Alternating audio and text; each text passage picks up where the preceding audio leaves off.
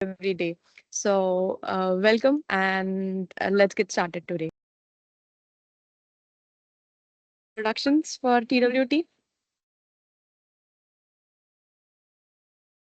Yes, I am. So thank you, Shalaka, and thank you, team, for having this session. And so I'm Punit here from Decorated Stripe, and welcome all to this session. As you all know, the agenda you have already registered. I'm sure you must have seen that. So it's just a glimpse. There might be some changes here and there, but don't worry, everything will be covered. And I hope all of you are well set and not only in the mood to talk, but also in the mood to not only in the mood to listen, but also in the mood to talk. So here, first thing first, a bit about Decorator Stripe. And the reason for telling this is you should know because we need your contribution. It's not a show where we are only presenting and you are just audience all the time. Tomorrow you can also come and help the community. So we are Decorator Stripe. Primarily, we are based on these three motto: share, care, and prepare. Some of these things we are doing from the platform of TechWriter Stripe, and some other things. There are volunteers coming, there are presenters coming. Like today, you will see many presenters, and of course, you see the volunteers who are helping.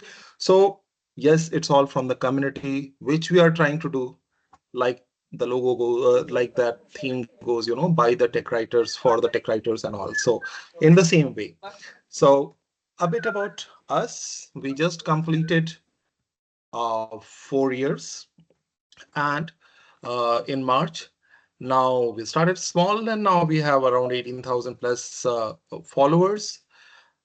This is just a glimpse of what we have been doing in these 4 years. So right now, when you see there are different groups where these groups are basically for you to get help, where you can talk about your daily challenges, other things, questions you can answer. So help each other. That's what it is. So thankfully, due to these discussions, we have multiple groups. There are city-based groups. There are topic-based groups also where you can only discuss topics. So feel free to join them if you are not part of those. I think some of those links will be in the invite email. Rest, you can ping us anywhere in the groups and we will add you.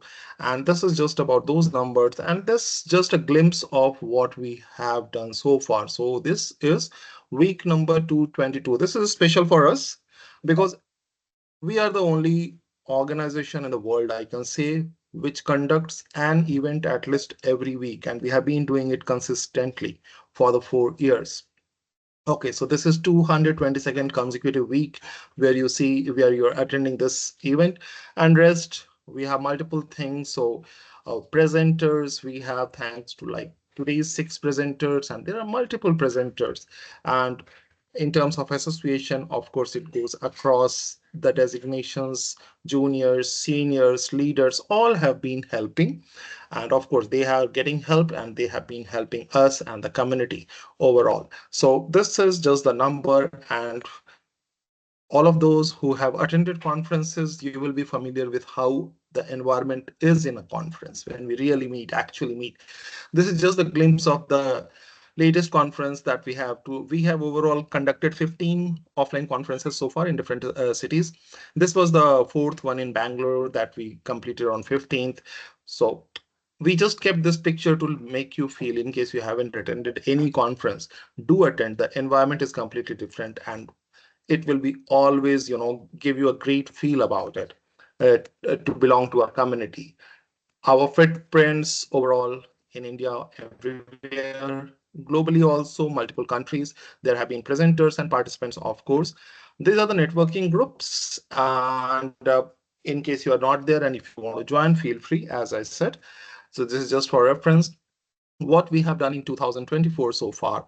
This is just a small list, and multiple like we have done multiple events also in this first half from January to June 15th.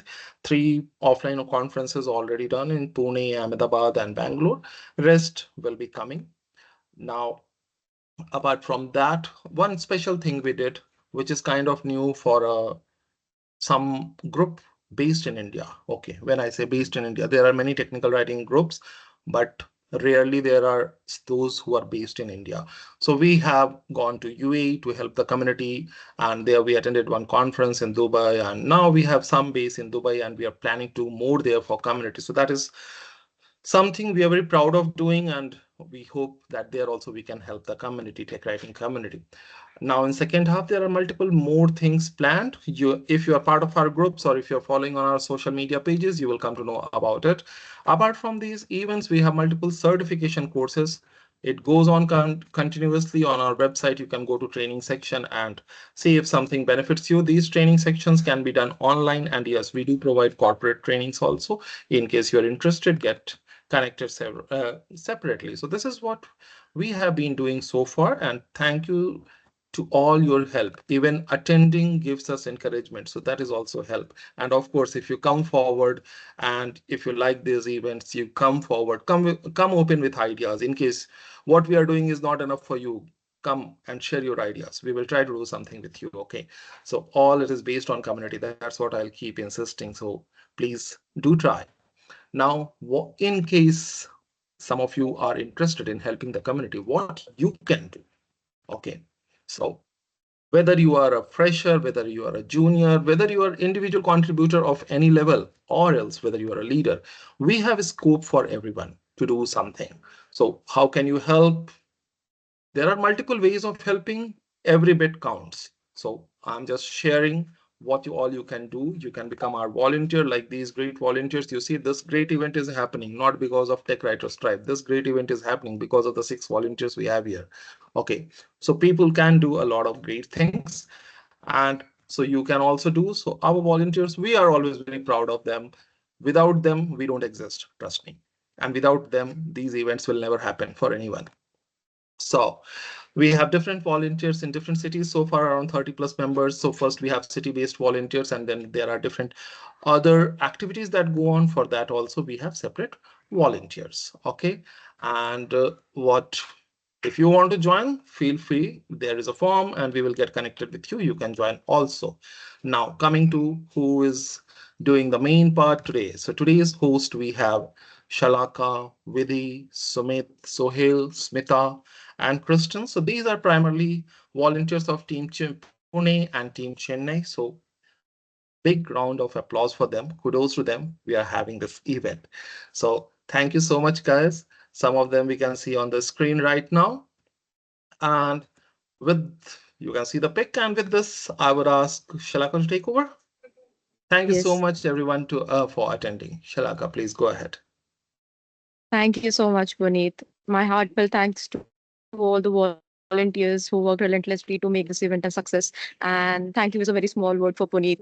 He has created such a big drive and given us the sort of platform to connect and to share our ideas and go ahead from there. So, Punit, we owe you a lot.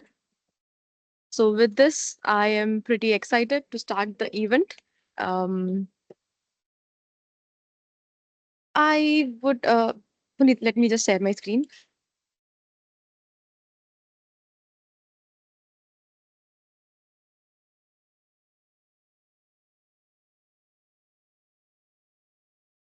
Can you all see Welcome to AI? Yes. Yes. Yes. Okay. So you can still see my screen, right? There's some Yes. issue at my end, some technical glitch at my end.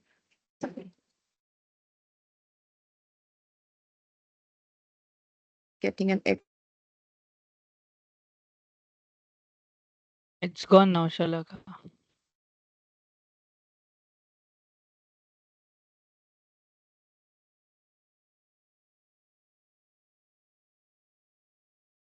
Yeah, it's better now. So sorry for the technical glitch. I am still excited to have you all here, and we are a really big tech dog community all over India, and I see some of the people also joining from US and other countries. So welcome all. And as technology continues to evolve at a rapid pace, AI is revolutioning and executing everything around us. Now that we can see in every nook and corner, we have people speaking about AI and how it is impacting the software development and the documentation development lifecycle. So today we delve into the transformative potential of AI and look into how AI is going to help us enhance the content accuracy, streamline the processes, and provide dynamic user experiences. With this, I am confident that you all are going to get some useful insights from this entire fair. So let's see how the future of documentation is driven by the AI. We are going to have multiple presentations today, and there's a huge range of presentations. So we have Gaurav Trivedi, who is not going to scare us on how job situation is will impact the AI, but he's actually going to walk us through the rationals of how market is expected to change. Then followed by that, we have Diljith who is going to demo us that how Shalaka, documentation. Shalaka, Yeah. Shalaka, your screen is not moving. Now I can see agenda. Yeah, please go ahead. So I think there's a little glitch in the network, I guess. It's a little slow. Yeah. So after Diljit, we have Sunita Giri, who is the master of promptly engineering the GPT prompts. So she'll take us through the journey of various types of prompt and show us some live examples how prompts are used. Then we have Chandralekha. Who is going to. Is the screen still moving? We have Chandralekha, who is going Yes, to delve yes, into yes. the AI-based documentation scenarios, who is also, with different documentation scenarios which she has implemented herself, and she is going to tell us how the future of code-based documentation is going to happen. Then we have then we have our first presentation of the day, Anindita Basu. So Anindita is a senior information uh, architect and is currently working with Rocket Software, and she has been tech writing field since 2006 and has had jobs titles such as technical writer, technical editor, and information architect. In the past 1 year, she is actively involved in researching, implementing, and promoting AI in her technical writing team and has also won prizes in company-wide AI hackathons. Today, she is going to show us how they have implemented AI in her project. And Anandita, welcome, and we are eager to hear from you.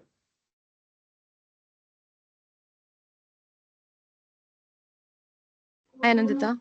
Hi, thank you, Shalaka. I wasn't able to unmute myself. Can you hear me now? Am I audible now? Yes, you are. Yes. Yes. Just give me a moment to share my screen and we'll begin.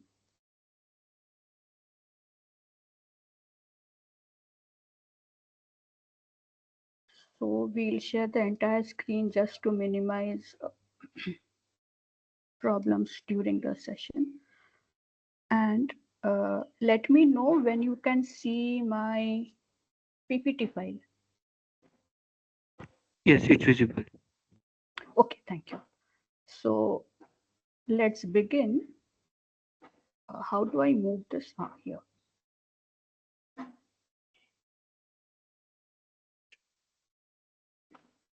Okay, so what I'm going to talk about today is AI in tech docs. First, let me spend some few seconds to explain what I mean by AI in tech docs. So artificial intelligence is something where we see machines that we ourselves have built by our own hands with inanimate objects, when we see those machines exhibiting some kind of human behavior, that is artificial intelligence. Now, that's a very broad definition. In this session, what I'll focus on is just two aspects, or two, I can't call them aspects, just two things, or two aspects about artificial intelligence. One is natural language processing, where a machine seems to understand human language. And the other one is GPT, Generative Pre-trained Transformer, where again a machine or an algorithm, they generate content in human language. They don't generate content in machine language or in bits and bytes. They generate content in a language that humans can actually understand, any human can actually understand. So this session, whatever I'll be showing are based on these two things, these two aspects of artificial intelligence, NLP and GPT. And tech docs. How are these two things? How do these fit into tech docs?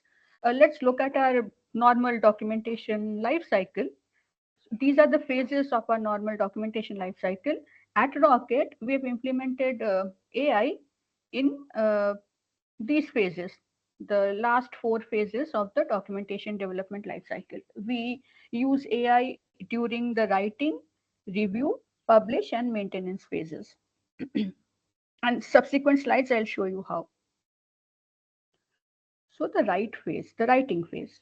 The first, what we technical writers do in and out. So before I even start showing you the implementation, let me go back a slide. Now for these phases, I'm going to show you the AI that we have implemented in Rocket. Some of the AI bits are available through the tools that we use. So that those are vendor specific implementations of AI that we are using. We have incorporated in our documentation cycle. Some of the AI stuff that I'm going to show you, we have developed in-house and using it. So some are vendor provided, some are in-house AI implementations. So in the writing phase, what we are going to what I'm going to show you is what the what a writing tool contains. Our writing tool is kind of AI enabled. What we can do with this power in the tool is that take unformatted content or take plain text content and generate valid data content. So when I say valid data content, data is XML. It is a markup language. So the content that the AI generates is tagged with data, contains data tags that are valid at those positions and help the writer, instead of manually porting uh, hundreds of documents from, say, Word or Markdown or even a PDF to data. We can use AI to generate a starting point, a stub files or starting point files that are data tagged. So what you see on the screen at the moment is something that I had taken from Microsoft. It was a huge, some 800-page document that I was converting to data. Paste the content and the data file is generated. You will see that there are tags here. I mean, there is a data, the topic type is there, the body, etc. However, now there is a caveat there. However, what I noticed was images were being completely ignored when the data content was being generated. And there are other small things like it is just a series of paragraphs. There is no section, there is no break kind of a thing. The topic type itself is generic topic type, not the specialized types like concept or task or reference. So while porting content from some other format to data, even though the writing tool promises that they generate valid data tags, uh, it's not really something that we can simply use. We still have to review it and correct the tags, make major corrections there. Works as expected. Does it work as expected? Not really. We still need to give it human inputs. The other thing that the writing tool provides is generating short descriptions. Now, short descriptions are again a data construct. It's that introductory paragraph that tells a person whether the content on this page is answering the question that the person is person has. So a short description is very important. It's the first paragraph in a piece of text. AI does a good job of generating short descriptions. This short description that you see here, this was, I think, a 4-page document. I mean, it was a fairly long document, and AI, when I ran it through the AI tool, it generated a very good a very good short description like this.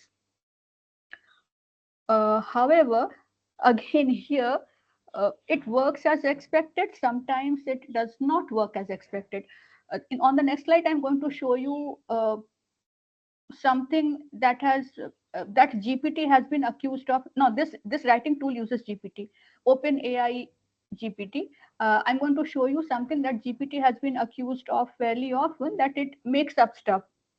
When it doesn't know something, it will simply go and make something up and give the answer to you, pretending as if the answer is completely correct. So now look at the look at one of my GPT responses on the next slide. Let's take a minute to read this.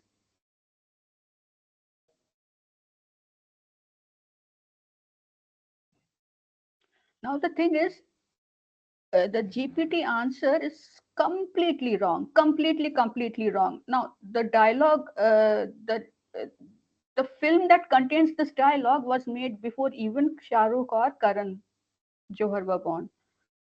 So this is something that ChatGPT has made up, and we see a similar behavior sometimes even in our writing tools.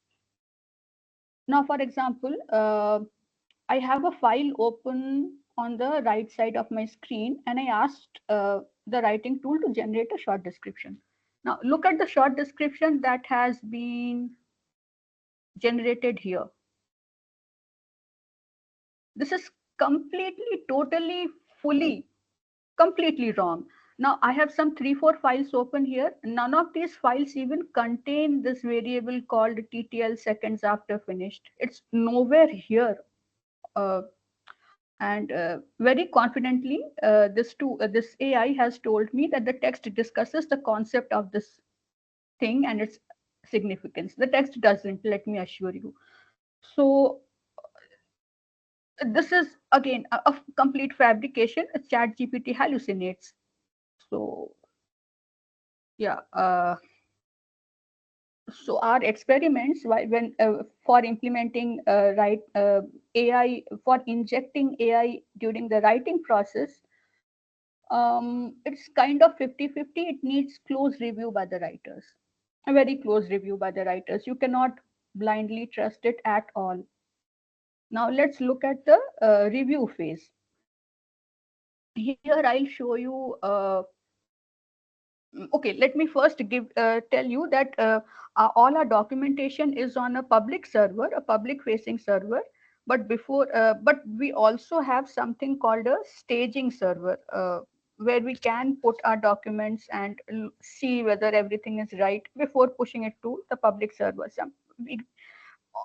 Also, within our public server also, we have visibility settings, so that when we put documents there, it is not visible to the public unless we toggle a switch. So during the review phase, what we can do is put our documents on the public server, set the visibility to only internal people, and do these review steps. Now let me show you. I have a video, but let me show this to you live itself. If the live thing doesn't work, we can always come back to the video. So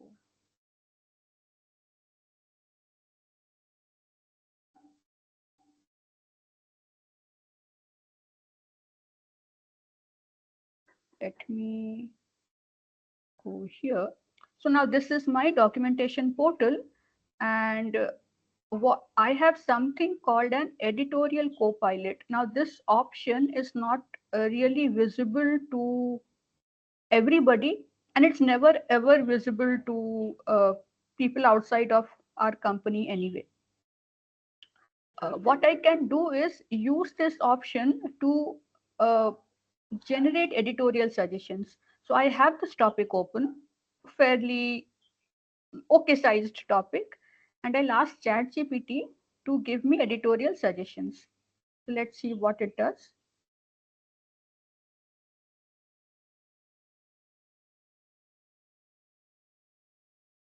So here are some suggested editorial improvements, if you look at the first suggestion itself, you can see these are good writing principles. Consider starting with a problem statement or a question. Now, when we write anything, we are always told that always state what is it in for me is something that a reader will ask. So start off your topic with something that will tell the reader whether their answer is contained in this topic or not. So look at the suggestions. I mean, these are very good editorial suggestions. This could be formatted as a bullet list. Consider adding a diagram. This is a concept topic, right? So some things you do need some visual representations to make things more understandable. So suggested editorial co-pilot improvements is given here. If I go back to my PPT, that was a what do you call example of editorial suggestions generated. So now that was for a concept task. Let me concept topic. Let me show you some editorial suggestions that a task topic has generated.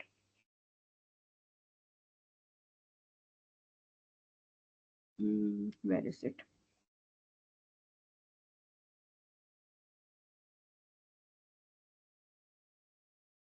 Yeah, this one. Now this is a task topic. You'll notice it is a very long topic. It has flouted several laws of technical writing. One law, for example, it has 17 steps. Not good technical writing says don't have so many steps. So anyway, let's see. Let's see what the editorial co-pilot thinks about this topic.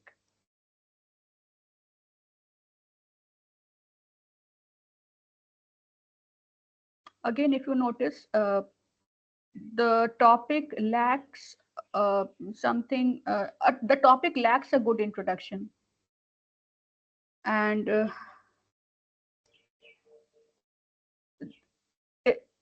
in a few seconds itself, the AI has detected that there are repetitions in text. For example, step 4D is repeated twice. There are some other editorial suggestions which are something that even your human editor would have given. So going back to the presso, again, these editorial suggestions are something that ChatGPT does fairly well. So no, sorry, not ChatGPT, AI does fairly well. This is something that we have implemented again through our vendor. This is vendor provided. Our documentation is hosted through a vendor called Zoomin. Zoomin has incorporated GPT into their offering, and every time we push our content on the portal, we see these small AI enabled things. These are again vendor provided AI. Now let us look at the publish phase. What was happening till now was internal, rocket internal, right? We are planning, we are writing, we are reviewing. Now we have pushed the docs out into the world, and the world can read it. So where is AI there? What is AI doing there? Let's look at the publish part. Again, let's go back to that giant topic that we that I just showed you just now.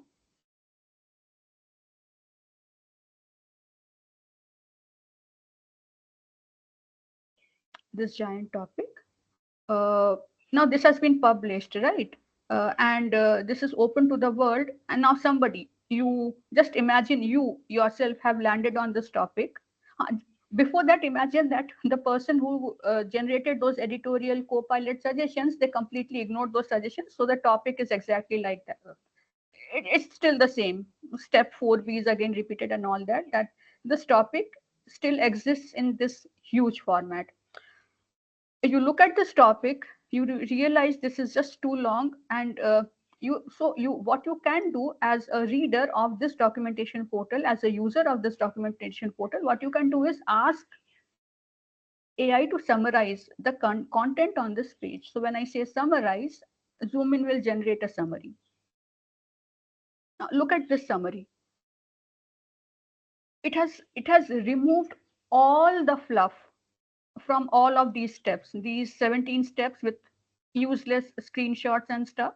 It has been removed, and the essence of those steps have been summarized here.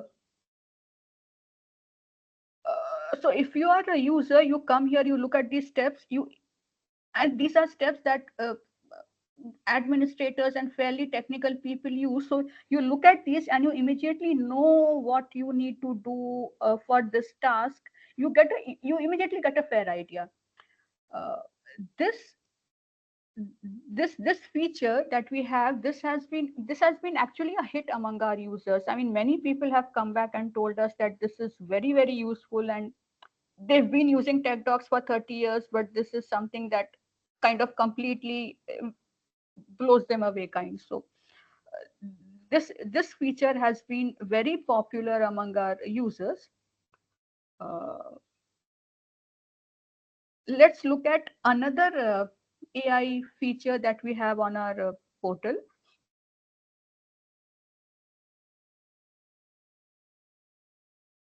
which is something called explain this code.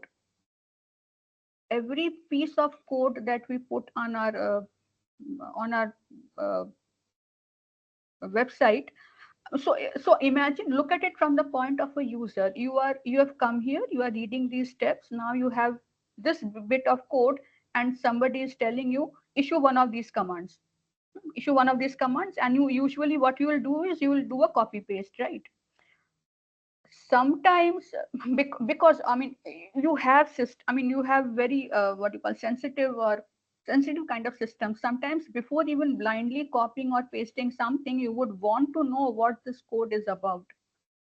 You have, so for that we have an explain this code feature, which will explain the code line by line or variable by variable, argument by argument, parameter by parameter. This again is GPT enabled, so fairly long. For example, you give people a sample XML file or a sample config file. This, for example, is a sample config file where people can comment and uncomment these commands. Now, these parameters, sorry.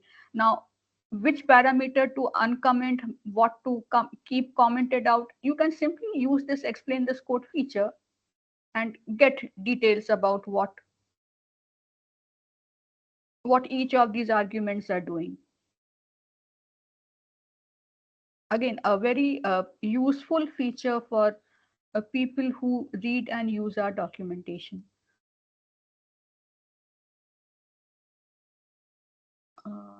So the third part of the publish, the AI part in publish, is this part that I wanted to show you, which is AI enabled search. There is a search. Of course, we all have used search. We've been using search ever since you were born, and there is AI enabled search. Now, when I do an AI enabled search by affixing a question mark at the end of my search phrase, what happens is not only does the the portal return your search results like normal, like expected, it will even give you a summary of the most from the file that it thinks is the most relevant to this search phrase. It will actually give the answer here itself. Additionally, it will give you some learn more links so that you can click these and go and learn more. So we go back to our slide deck, and so that was in the publish AI in our publish phase, which several people have actually said it enhances their experience with the website. I mean, tech writers exist because readers come and read what we write, and when they come back and say it enhances their UX, nobody can be happier than us tech writers. Now look at the maintain, and let's look at the maintain phase. Uh, this slide assumes, I mean, the next few slides assume that you are not a new company and are not starting documentation from scratch. It assumes that you already have documentation. Your company has been creating deliverables, documentation deliverables for several years, and there is legacy. I mean, there are files, there are images, there are tons of stuff that are carried over from one release to another, and nobody wants to delete anything because they don't know what's going to go wrong if they delete some image here, some file there, some link will break somewhere, and after a few years we end up with documentation debt. There's something called code debt, technical debt in code. Documentation debt is similar to that technical debt in code. We have documentation debt. We have repositories, we have file systems that are full of documentation files that are completely useless. We can use AI uh, to find these files and do something about them. Now, how we do that? For this, let me show you. Okay, so how we do this is through an in-house AI implementation. Uh, I'll just show you how this thing works, and then we'll look at the reports, which are the more interesting part. So what this script does is use natural language processing to identify and report identical files. So what I did just now was pointed the script to a directory that contains my data files, that huge repository with, we don't know which files are even used, which files are identical, all that stuff. And now what it will start doing is comparing each file with every other file in that directory and tell me this file is a repetition of that file. So how it does is it calculates a similarity percentage. So now, for example, the first result you already see here, similarity between these two files is 92%.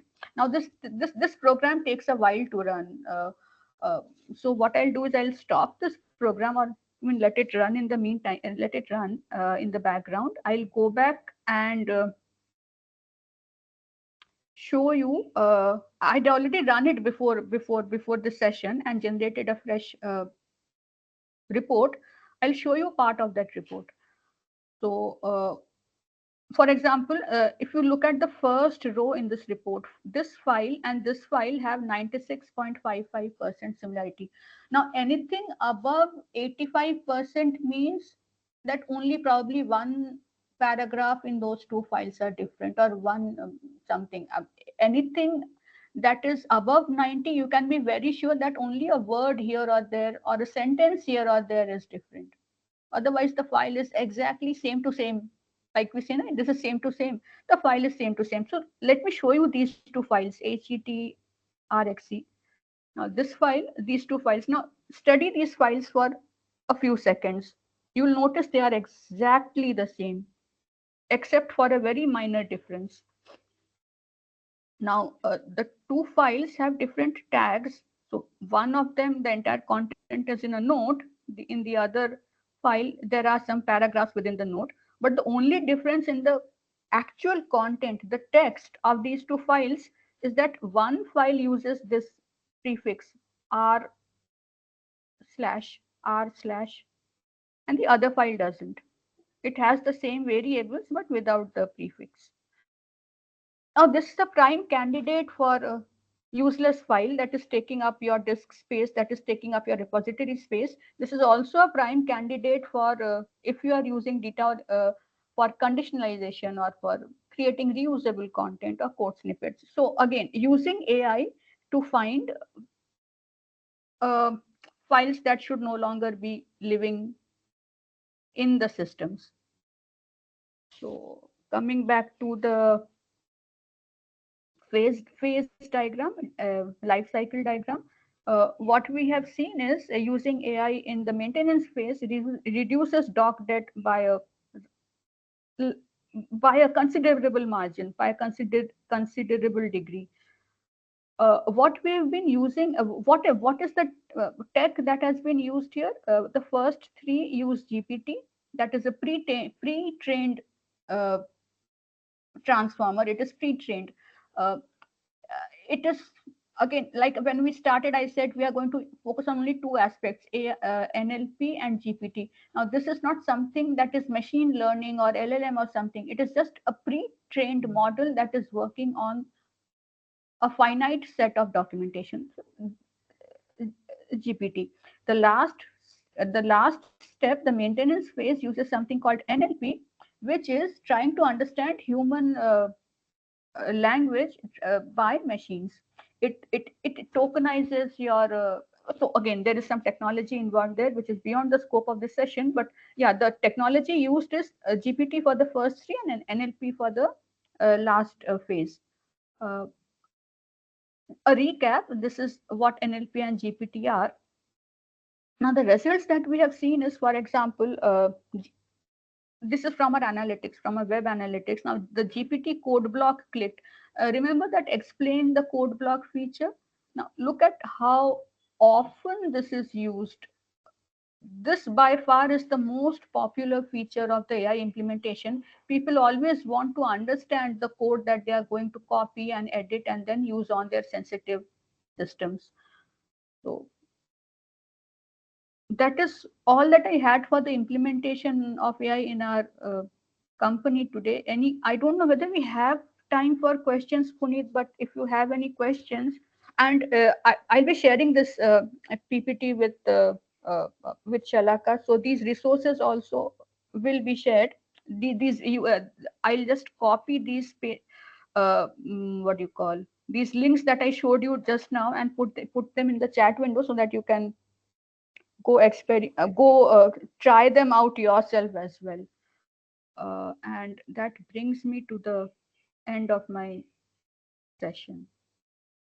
Hey, thank you, Anindita. Yes, we do have a number of questions in the chat. Oh, we do? Okay, So yes, so let me I'll go to ask a it. couple of them. Yeah, I'll reiterate here.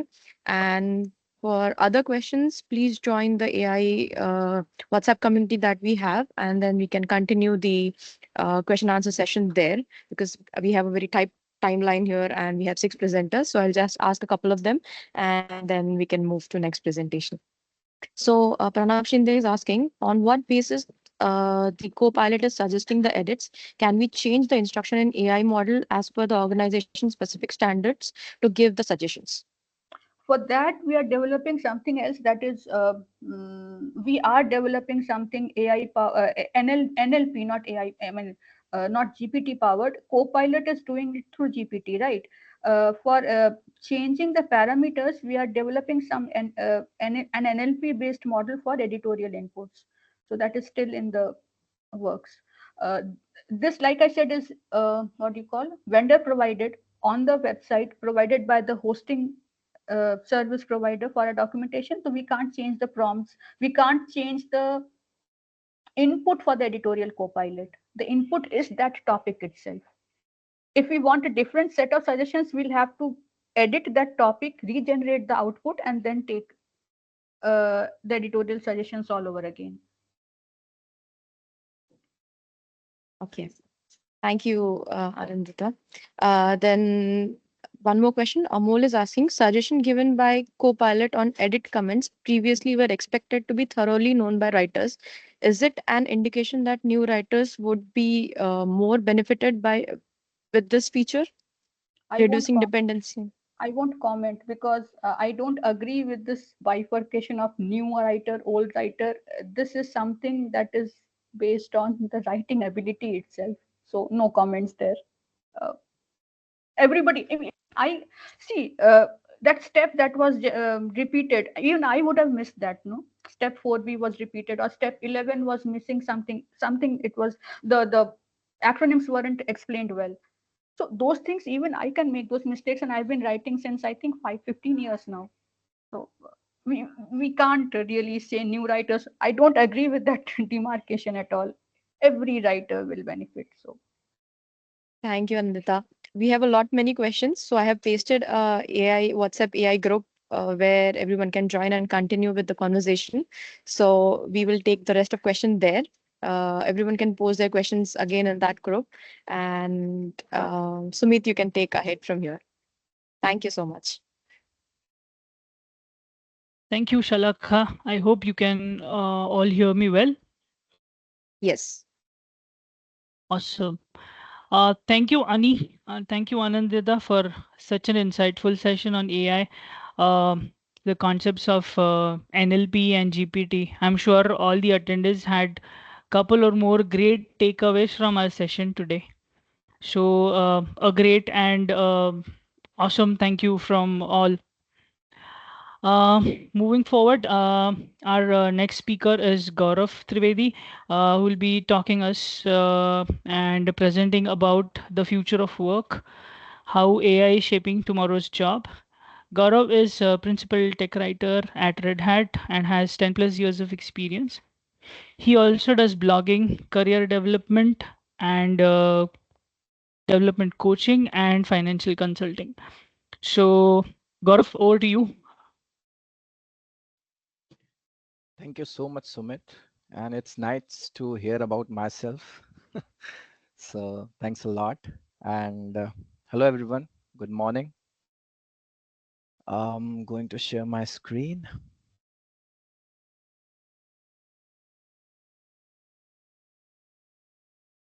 I hope everyone can see my screen. Let me know if you don't.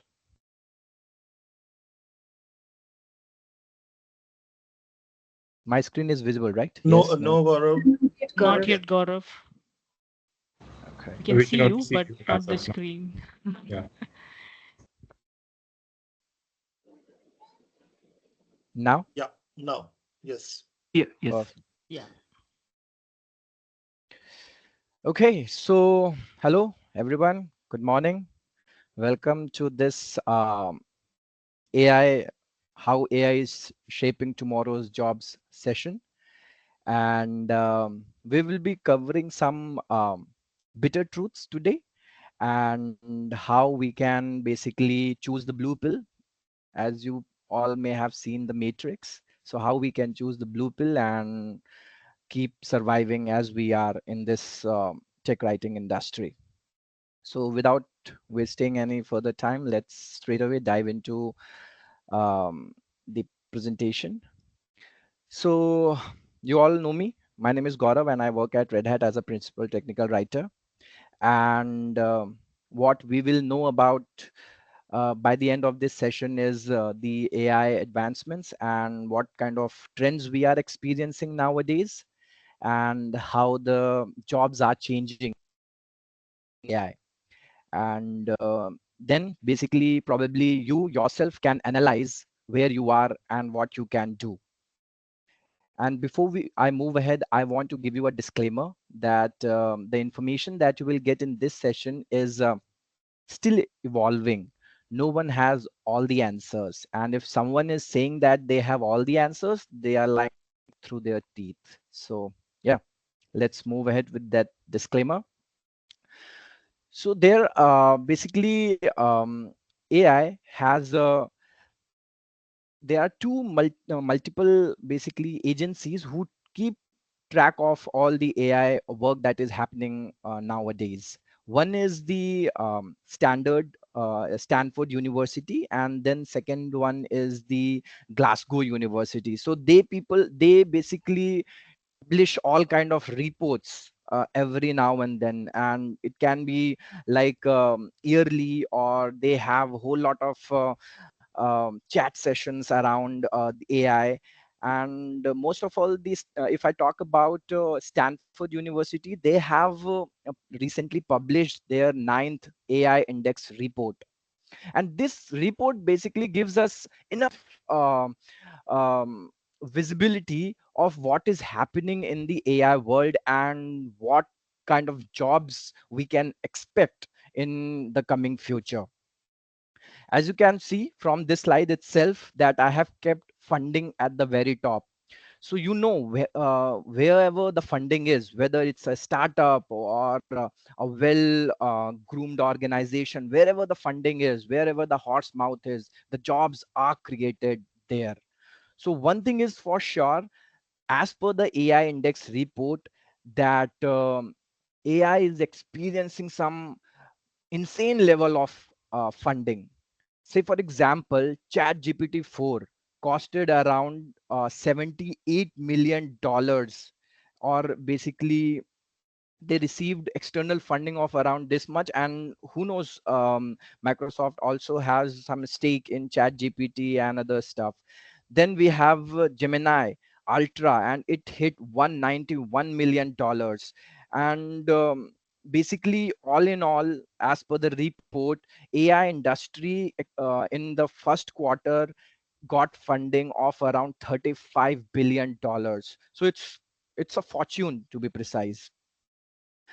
um, Now whenever there is great funding, you have some kind of development. So this funding and all the engineers who work, whether they are on open source platforms, or if they are on some kind of source platform, they use these services. So whenever you use any kind of AI services, it automatically enhances its capabilities. So basically, machines, you can call them GPTs if you want, but nowadays let's call them machines. Since we are talking about matrix, let's call them machines. So they are basically capable of performing multiple tasks, and which were exclusively a domain of humans, but now they can basically diagnose any disease that you may have. As you may have already seen, they can create symphonies for you. Everything can be done by using these models, these machines. And mind you, these capabilities are adopted across sectors, whether it's healthcare, whether it's personalized treatment plans, helping doctors to get more accurate decisions in finance, in risk management, customer service, transactions, banking, whatever sector you name, you will find some level of AI being used there. Now, this some level of AI, let's talk a bit about this some level of AI.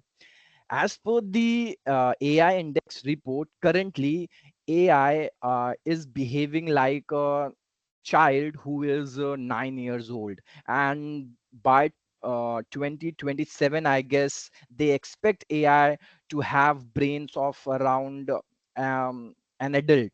So it will have an adult brain. And then within a couple of years, the AI would have the brains of a mature human. So you can see the growth. Earlier, it was um, linear kind of thing. From first GPT model came, I think, in 2021. So it was very linear growth. But with the explosion of the funding, the capabilities, this has taken some exponential turn. So now by 2030, people say, or as per the index report, they say that it will basically have brains of a mature person. So you know what kind of work it can do, and we can only imagine. Now this all has basically changed job dynamics. Since we are technical writers by profession, it it will impact, and it has already impacted some of our jobs. We will see what those impacts are, and how we can basically make ourselves um, bulletproof, to be precise, by chewing that blue pill that I talked about earlier. Now, before talking about the changing job landscape, this slide, actually, this is something which I deliberately did. So as you can see, this slide, funding AI capabilities, adoption across sectors, and job market dynamics. This and my next slide are all same. The headings basically are all same. The reason behind it, I got carried away from multiple Christopher Nolan movies, and he tries to paint different pictures using same set of images. So this actually paints a different picture. The picture that it paints is Very simple, kind of like the horse mouth is AI. It is being funded insanely at a very high levels, which ultimately increases capabilities. And since it is very capable, it is adopted across sectors. Now when it is adopted, ultimately it will affect job dynamics, because we need more people who know about these models, the LLMs, the NLP, natural processing languages, the GPTs. So basically, just remember this slide that for coming 4 to 5 or maybe a decade, you will see an exponential growth, and due to the funding that the AI is currently receiving. Now, let's review some of the job postings. Before we dive further, let's review some of the job postings, and I'll do it in real time. So I have picked only 5. There are many. I can give you n number of examples. You can connect to me if you want, but these are only few. Let's see. I have copied pasted the links directly. So this is one from LinkedIn, and I hope it opens up on time. Okay, yeah, this one is from Found Ever, and as you can see, technical writer with UI testing. So who have thought that we would be testing user interface? Who would have thought that we would be performing regression testing? Just go through the job description. This has been posted like 3 days ago. It's very recent, and there are n number examples full of LinkedIn is full of these kind of examples. Just review the job role. So Six Sigma. When technical writers, as a technical writers, we learned Six Sigma. I'm not sure if we have ever learned it. We talked about diagram workflows and other stuff. Now, the point that I was trying to mention is this. Just a sec. So you conduct thorough UI UX testing, right?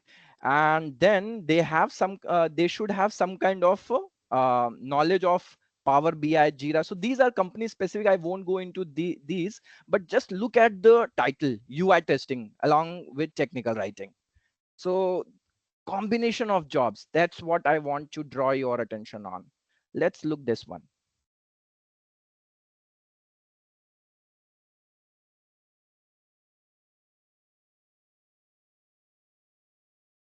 Okay, it says that maybe the recruiter has deleted the job posting, not sure. No, you missed 1 0, I guess. So there. Okay, sorry. I didn't copy.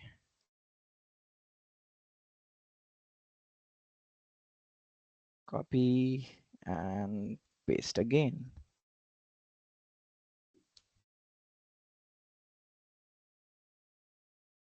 Great.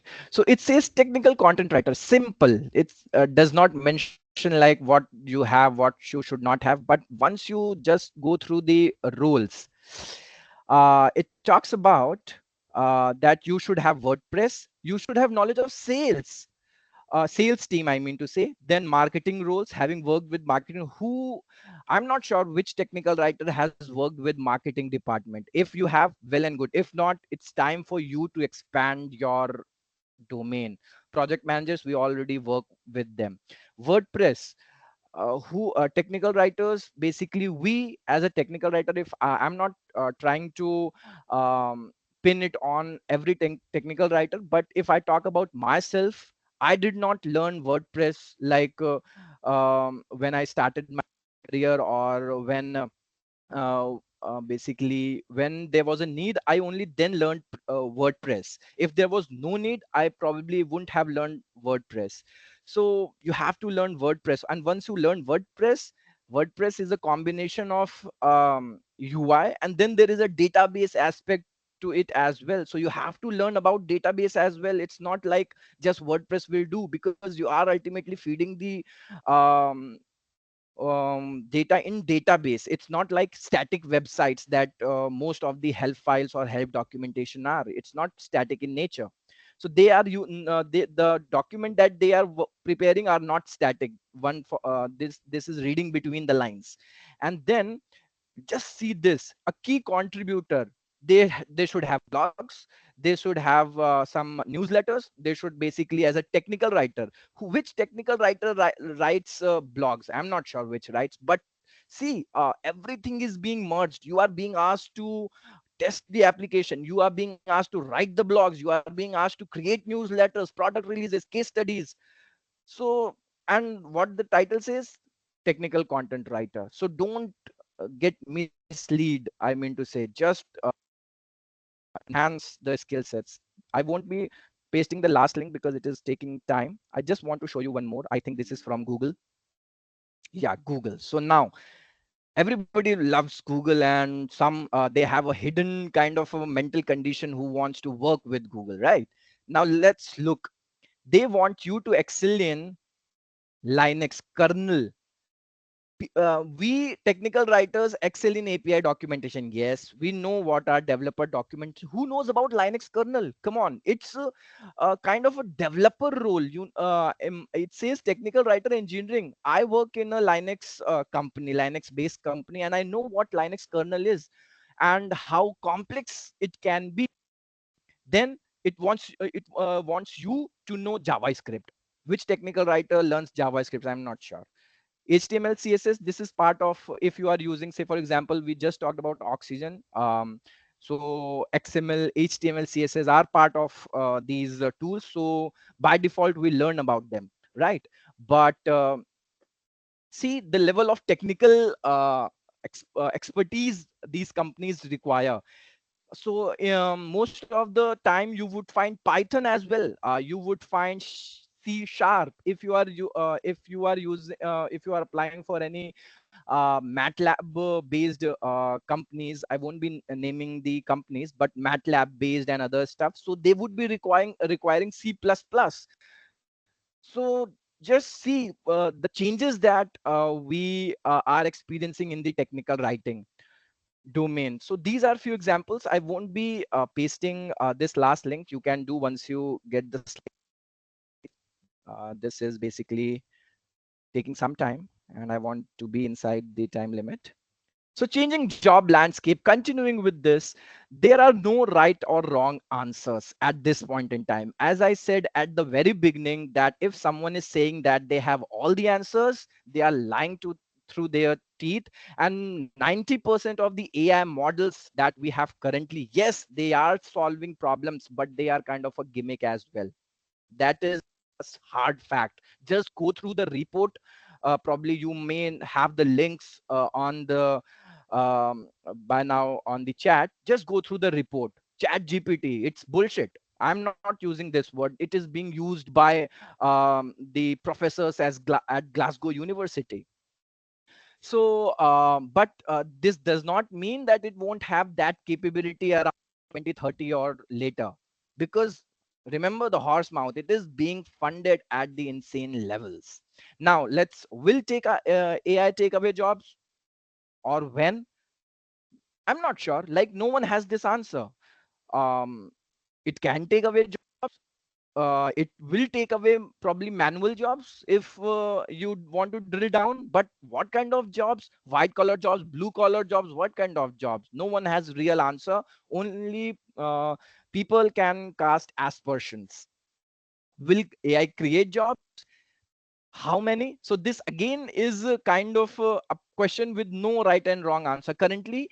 If you say, Gaurav, you are saying it is being funded, but then you say, will AI create jobs? So these are counterintuitive statements. You are being hypocritical over here. So I'm not, because what happens once AI reaches a level, it can basically multiply itself. It can do insane level of things on its own. It won't need humans.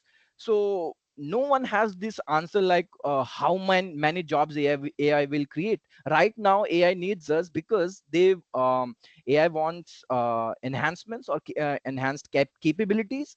But will it require humans in future? Who knows? Maybe yes, maybe no. And how many jobs it will create?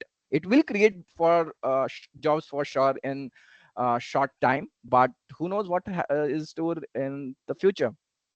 Then what a technical writer should do, that's the main question we would be pondering upon and getting some kind of answers, so that by the end of this session you have at least a path you would want to take, and it's up to you if you want to take or not. Job security. So this is the one thing I'm sure you people have missed. Just go back to the slides once you get and review all the job postings and see whether they are contractual or permanent. Just go through that and you will get to know that job security in this day and age of AI is like you are being bluffed. You There is no job security in the day and in the age and day of AI. If you have those skills, if you have the skills that are required to maintain some kind of structure to enhance AI capabilities, yes, your job is secure. But if you just want to be an old timer where you talk about, okay, I won't say this word, but many of us are fixed on data. Many of are fixed on AI. Many of are fixed on some other aspect of this. Technical writing. So the people who are fixed, they are going to feel the impact soon. So you have to be flexible, learn everything that you can. It does not matter whether it belongs to technical writing or not, because sooner, currently you saw that testing is being clubbed. Who knows, in future maybe we have to perform development as well. Technical writer who can develop, technical writer who can fix bugs. So what developers do, they create something and then they publish it. The testing team comes, they test it and file bugs, and then once they file bugs, it goes back again to the developer for them to get them fixed. But who knows, in future these jiras or these tasks may not go to developers. Technical writers are asked to fix those bugs, and developers are given some other basically tasks to work on. So technical writers will test, that's for sure. UX will play some role, and basically we will see this further. I don't want to waste the suspense around what a technical writer should do. And this is basically the reports. By now you may have these reports. They are authentic and they are created by one of by not one but the best minds that we have in the world. Okay, what a technical writer should do. At first, they should embrace AI. I'm not sure who all have embraced AI, but you have to embrace AI, whether it's chat GPT, whether it's a free model, whether you are developing something, but you have to embrace AI. Then learn a programming language and become an expert. If you are not an expert, trust me, industry will basically want you to become an expert if you want to get hired. So just try to learn C++ if you want. If you are comfortable with Java, learn Java. If you are comfortable with Python, learn Python. Of all these three languages, if I were to choose, if there was a gun on my head, I would choose Python, because most of the um, these companies that they are creating that are creating LLMs, NLPs, and other stuff, it's around Python. One kind of Python, other kind of Python, different this Python, that Python. There are many Python libraries, other stuff. Just go ahead and learn Python and build on it and become a real individual contributor. You have to become jack of all trades. Content strategy. Currently, you see, go to LinkedIn or Glassdoor or whatever that platform is. Search for content strategy. Out of 10 job listings, two or three will have that this word that you should be able to perform some documentation, some kind of documentation. So content strategy and this technical writing, they are going to be clubbed. They are UX writing, UXD, they are going to be clubbed. End-to-end product and documentation testing, this is again going to be clubbed. Content deliverables in different formats, videos, GIF files, um, they are going to be clubbed. If you are not learning deliverables in different formats, basically you are basically going behind in the game. There are many tools to basically create content in different formats. You can search on the internet. So this is not the complete picture. Let me say this is not complete picture. There is more to it, but this is a good starting point. Embrace, learn programming, and become a real individual contributor. If you are not getting in your organization, if you are not getting this opportunity to test the product, ask for it. And once you ask for something, it basically is seen as a good thing that you are being proactive. So ask for testing, take responsibilities. And of course all this, if you want, if you do not have like 100 acres of land or some posh villas in Delhi South or Bangalore South, something on these lines, only then this is applicable, right? Okay, so it's time for a demo, how I embraced AI. So I have a small demo here, and let me show you. So this is what I am preparing, I am working on. And this is an individual driven kind of platform, and it's completely open source. So if anyone wants to contribute or help me developing this platform, you would find the GitHub repository here. Let me paste it in the chat. And I'm not sure if I can access chat. I can.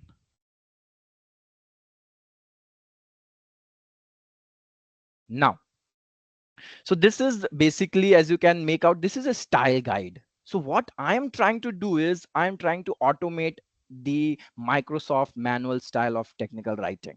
So currently you have a PDF, you can download PDF, you have online version of it. What I am doing, using natural language processing, using Flask, using Python, using AWS, Amazon Redshift, sorry, Amazon server, web server, to enhance or basically automate the Microsoft manual style of technical writing. So this is my basically app.py. So once you learn Flask or Python, you will get to know what sort of things these are. And currently it may not make sense, but soon it will once you start learning. And we all know index.html. This basically presents the indexing. It presents the HTML. So I won't go into what Python Flask, what it is doing. Basically what the structure is, at first you feed something. It's kind of a review platform. Let me show you. Okay, before that. And this basically can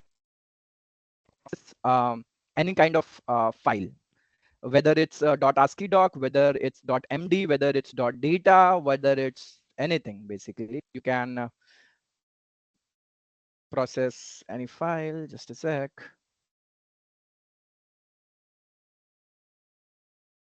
So I'm going to run this program for you, and it has already started on this server. It's a local host.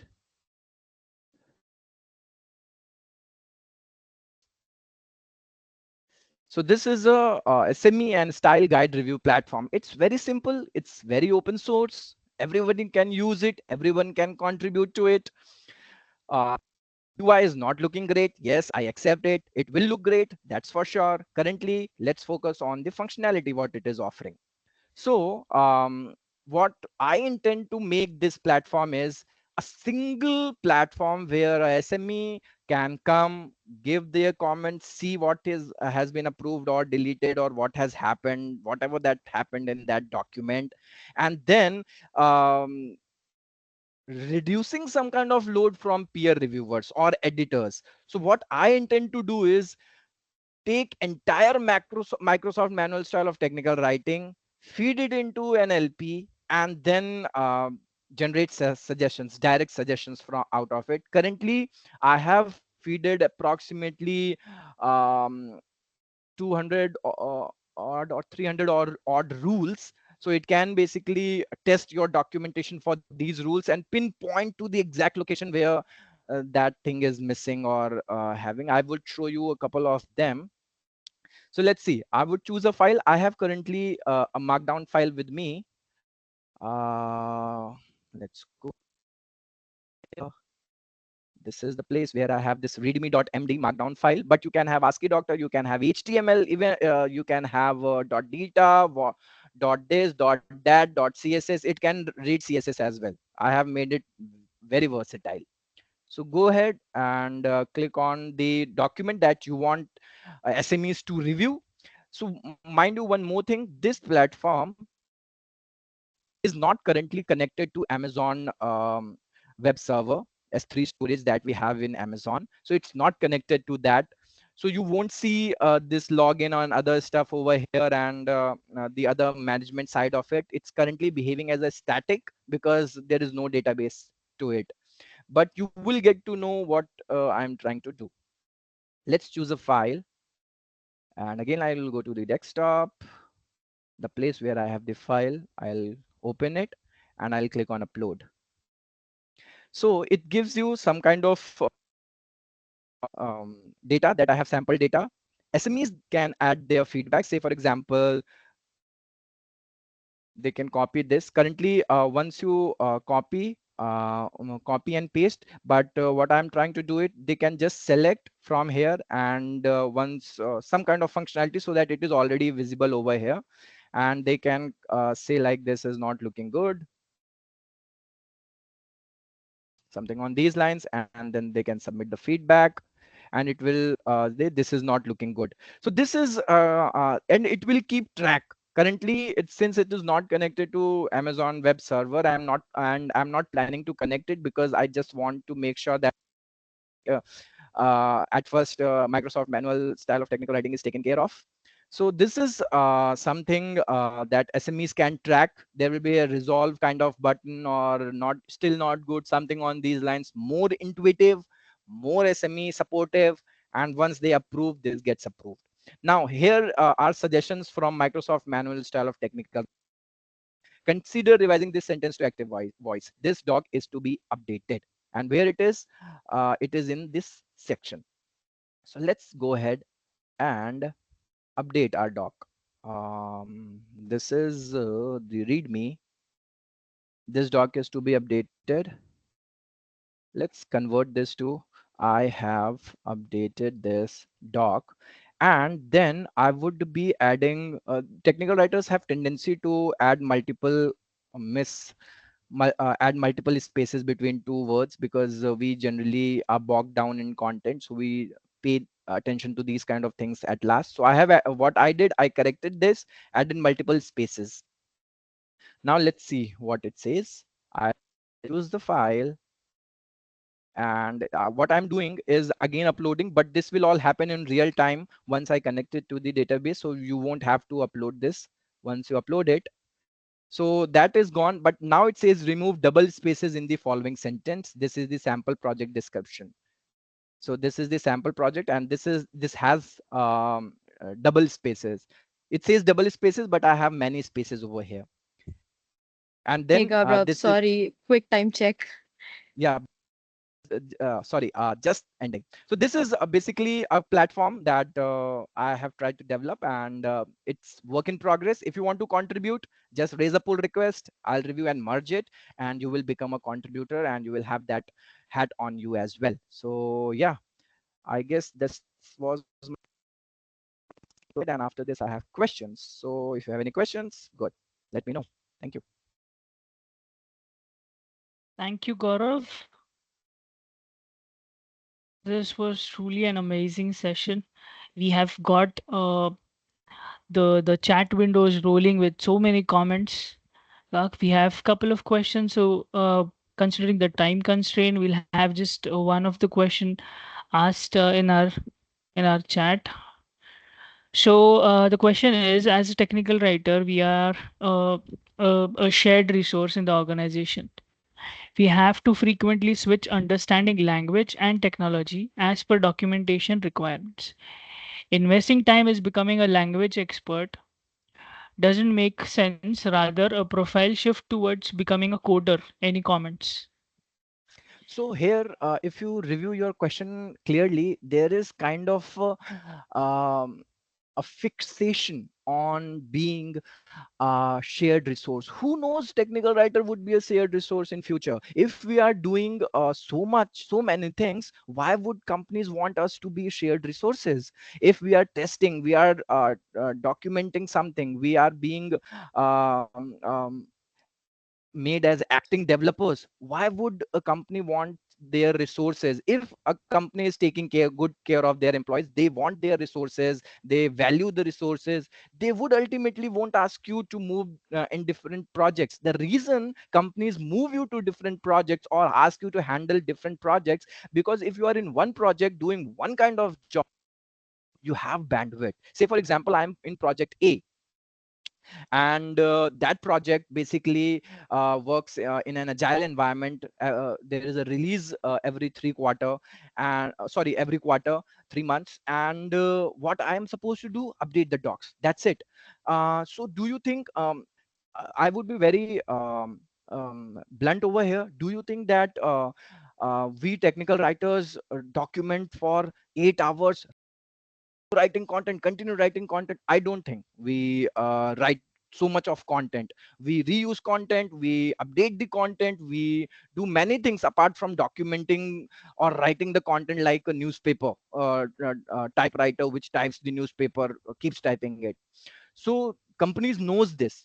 They know that the people would have bandwidth, so that's why they ask you to um, give your expertise in different projects as well. But once you start embracing that wide array of roles, no one will ask you.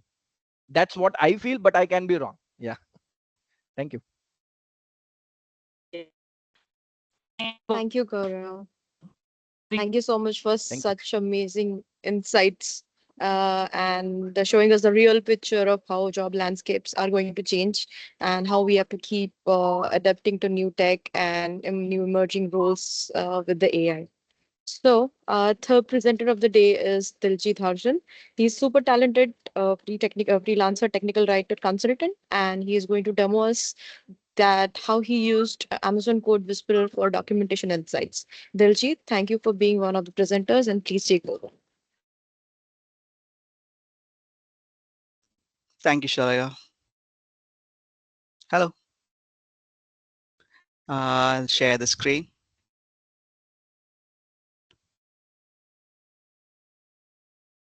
You will see the screen, Shalaka. No, not yet. Yes, now I can. Okay. So welcome everyone. I'm Diljith Harshan.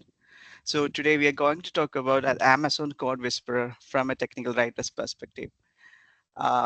So about me, I'm a technical writer for the past 12 years.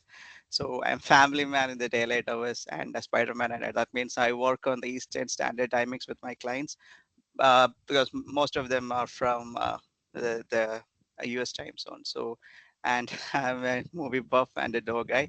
You can look at my website where I have, and you have a peek at my some of my works and all. So yeah, today I'm going to talk about Amazon Code Whisperer. So it's a very simple tool, but powerful. It basically very similar to a tool called GitHub Copilot, and also one more thing called Code Buddy. So these both are basically oriented or meant for the developer productivity. So you heard it right, it is meant for developer productivity, and you might be wondering why we are discussing it on a technical writers platform. Basically, the Amazon Code Whisperer is something which enhances the productivity of the developer. It leverages the machine learning to understand codes and nuances, and it gives you suggestions on the codes, and it can create high quality snippets, functions, and even complex code bugs. And it supports more than 16 plus languages. Almost all the industry supported languages are supported with Amazon Code Whisperer, and it is integrated within IDE. So I hope you might have know what is IDE. It's basically integrated developer environment. Basically, the close thing which I can relate to IDE is like a canvas of an artist where he portrays all his, or he exposes all his ideas, logics, everything. Similarly, IDE is the platform where developer uses all its scales, all the logics, the components, everything here, and that is the platform he used to develop an application. So what are the key benefits of Amazon Code? As I mentioned earlier, it gives you real-time code suggestions. and it supported more than 16 plus languages and even polyglot programming. And it can be integrated within your IDE. Like IDE, there are so many IDEs available. Like most common, I believe, is IntelliJ and Microsoft Visual Studio Code. And more than that, it supports Sage, couple of other. So almost 6 to 7 different type of IDs can be integrated within Amazon Code Whisperer, and it is heavily customizable. That means the developer can use at his own will. It can create any kind of custom code blocks, features, everything, functions, logics. So it's a pretty handy tool from a developer perspective. Now get into the details of prerequisites. So what it is required, all you required is an Amazon Toolkit extension for IDE to start working with the Code Whisperer. And to log in the Amazon Code Whisperer, you may need Amazon Web Service Builder ID, which is basically free. I believe with the Amazon shopping account, anyone can create an Amazon Builder ID. That is actually free tier. For individuals, it's pretty free. So we can go and start create one and use the leverage the Amazon Web Service functionalities. Again, now this is the thing. So how it is benefiting the technical writer's perspective? It actually helps us creates documentation in terms of we create the technical documentation, release notes, user guides, everything. So it helps to an extent create all these documentation. It gives you code suggestions, like if you hover around one part of I will demonstrate you all this. It will give you suggestions, any alternatives, and it will explain complex code. You might have documented the technical documentation. It actually goes through or runs through a whole code and gives you a beautiful explanation of the complex code.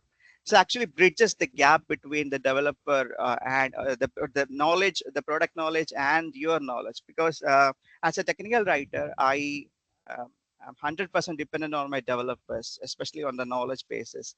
Regarding the product, regarding the code, it is a very huge topic to be understand and discuss. So from an Amazon Code Whisperer, it bridges the gap between the product knowledge or how the handling in the back and everything, so that you can ask more focused questions to developers for the users, and get that means better control over the content or regarding the product with the help of Amazon Code Whisperer.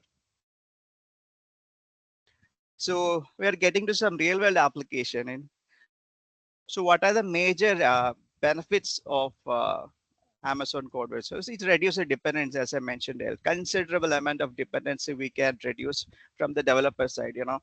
So much time can also be reduced by, because if I wanted to document a complex technical, in my earlier days, I used to have, sit at the code maybe a whole day and, go through the documentation, read the line of codes, try to understand.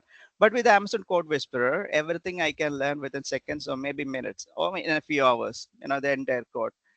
With this help, we can create very accurate documentation, and more importantly, it gives you control over the content and the knowledge, because it works seamlessly throughout the programming languages. It actually simplifies your work, working between different code bases, and also the polyglot programming also. So it actually gives you a better concentration on the product or the line of codes, to be precise. So yeah, so let's start. I will start a demo on this. I have created a small video. I hope you can see me. So this is the Visual Studio Code, and you have to go to the extensions marketplace. Yeah, click there, and you click Amazon AWS Toolkit. You will be support shown with. Yeah, you have to install it. Diljit, we Can cannot you see the video. Oh, I'm sorry. We're only seeing the slide. I think. Oh, I'm sorry. Thank you. How about now? Not yet. Not yet. Are you sharing only the presentation screen? No, Just try. just a second. You need to share the video separately, Diljit. I Give shared the it. Are you sharing through Teams? Just check that. No. Yes. Or Diljit, maybe you can stop sharing and then Yeah. again click share and then select whole windows. That means your whole laptop will be shared then. Yeah. Got it. Is it better now? Yeah. Now please try. Yeah. Yes. It's come up now. Yeah. So yeah, you just have to type AWS. So You this is need to available. go. You need to go back to that screen. We can see your desktop probably right now. This one. Is Switch it the better now? screen. No, we still see that city nightlife kind of screen.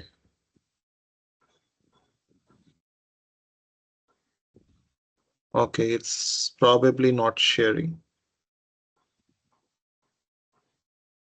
It's not appearing actually. Just a second. Yeah.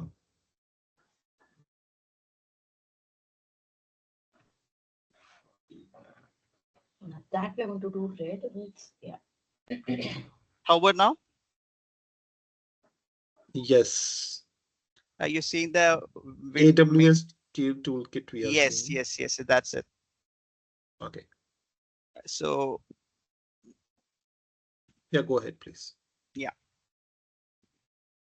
So this is the Visual Studio code. Go to the extensions. Click AWS. Sorry, type AWS.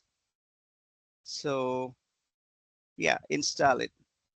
So this is the AWS toolkit, which comprises of so many AWS applications such as Code Catalyst, Code Whisperer, Amazon Q. So everything is included in AWS toolkit. So this is actually totally free. So that's a huge benefit of AWS toolkit. And you install it. So as soon as you install it, it is showing over here. Click there, login.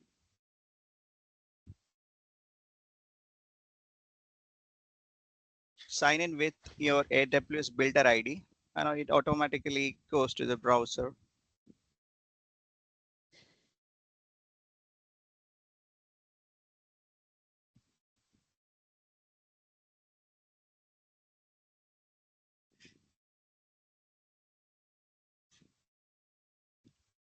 Just log in with your AWS Builder ID, and you will be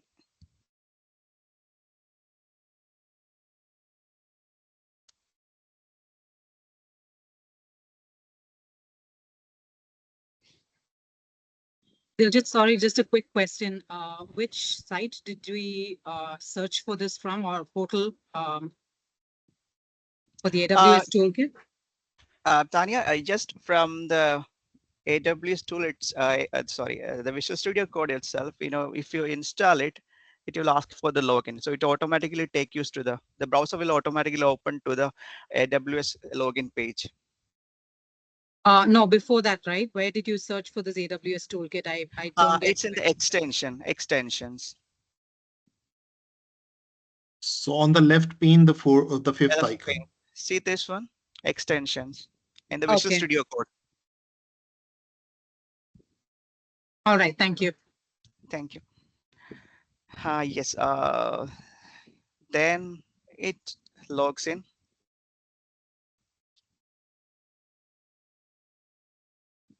Allow access.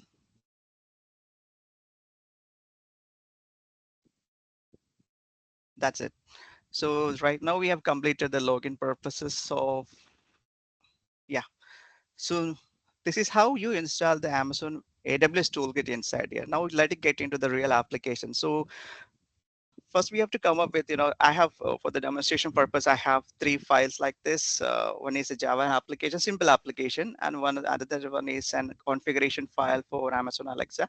Last one is an API documentation or a JSON configuration file for an Amadeus Hotel Search API. So I will demonstrate you what are some of the major benefits of. So what you are seeing right now is a configuration file of a JSON configuration file of Amadeus Hotel Search API. It's basically a hotel search API. Those who are already into API documentation, they can easily make it. But if you're new to this, so this is, I will demonstrate you the visibility. So just select the code, entire code. There is one option called Amazon Q. Amazon Q is nothing but a chatbot of Amazon Code Whisperer. So you can ask a prompt, explain the selected code. So it runs through the all code and it gives you a brief, you know, a write up about what is particular this application. So to start off with, for beginners, this is actually pretty thing. And to go to a next extent, you can ask, I want you to, oh, sorry, detailed.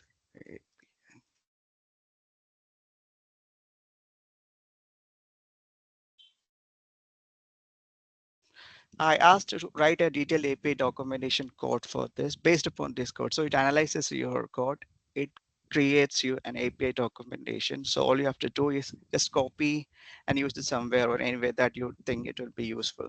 So this is actually pretty helpful for beginners who are actually getting into new into API documentation about, you know, how these functionalities work, what are the different. So this is a pretty handy tool from a technical writer perspective, especially to have a better understanding about the product. So here I'm not confused or worried about or dependent on developer to, you know, go to the developer, hey, please explain me what this particular option is or what particular this operation is, what is it meant for. Same I can ask for the Amazon developer.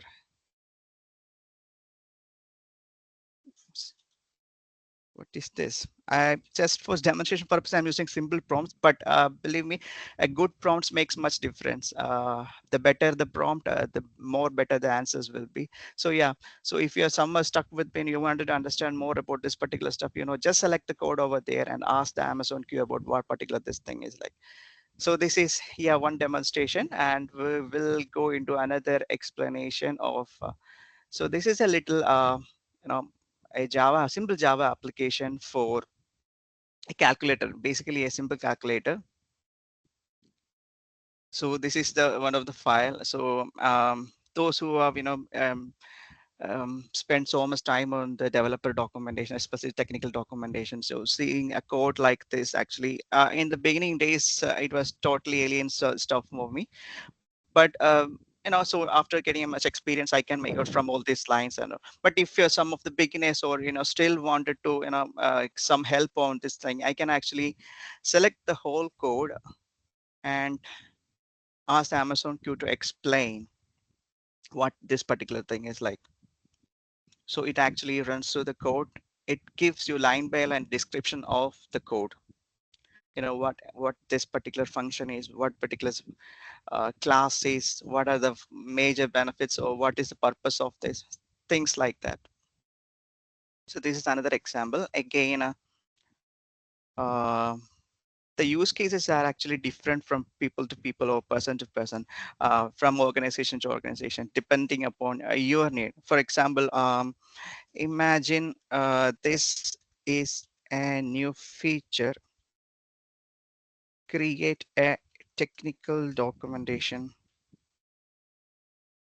to explain this new feature based on this code.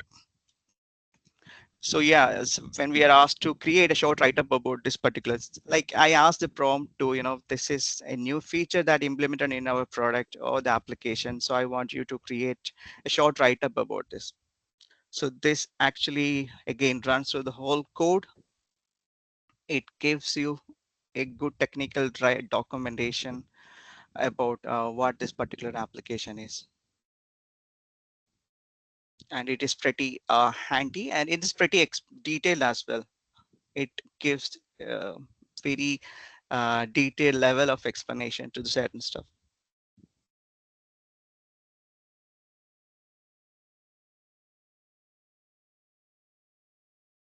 So yeah, if you're a beginner or some or rookie and you wanted to have some sort of helping hand in your technical documentation, especially developer documentation, this is actually totally free. The Amazon AWS Amazon Code Whisperer. You can just install it in your Visual Studio Code. Whenever you are stuck with some other complex code or complex functionalities or something, you just wanted to run this line of codes with your uh, code, so that you will have a better understanding about it. So that is the one thing which I wanted to. And the most important thing is, like, it's an advisory notice. This is a suggestion tool, not a replacement. Best use it for for demonstration purposes, or I could say, whenever you are getting into the final review, make it have a proper review system happening before.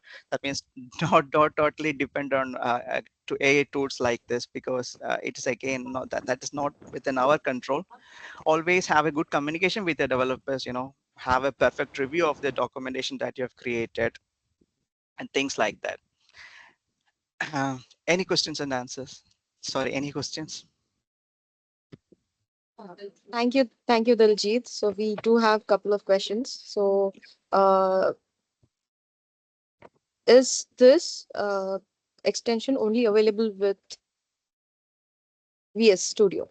That is No, one it question is from. actually no. Yeah, normally near to 4 to 5. I believe 5 IDEs are supported with Amazon Code Whisperer. Okay, thank you. How is it different from ChatGPT, Copilot, Gemini? Is Ramchandra is asking. Yeah, ChatGPT. So imagine you wanted to take this code out of your developer environment. Not many organizations supports that, right? So yeah, because whenever you are developers are working on the IDEs, and you are also working in the IDEs, y- if we have this extension like this, you don't have to take it the line of code out of your developer environment, due to data constraint or privacy policies, security policies, things like that. So yeah, that is one good thing.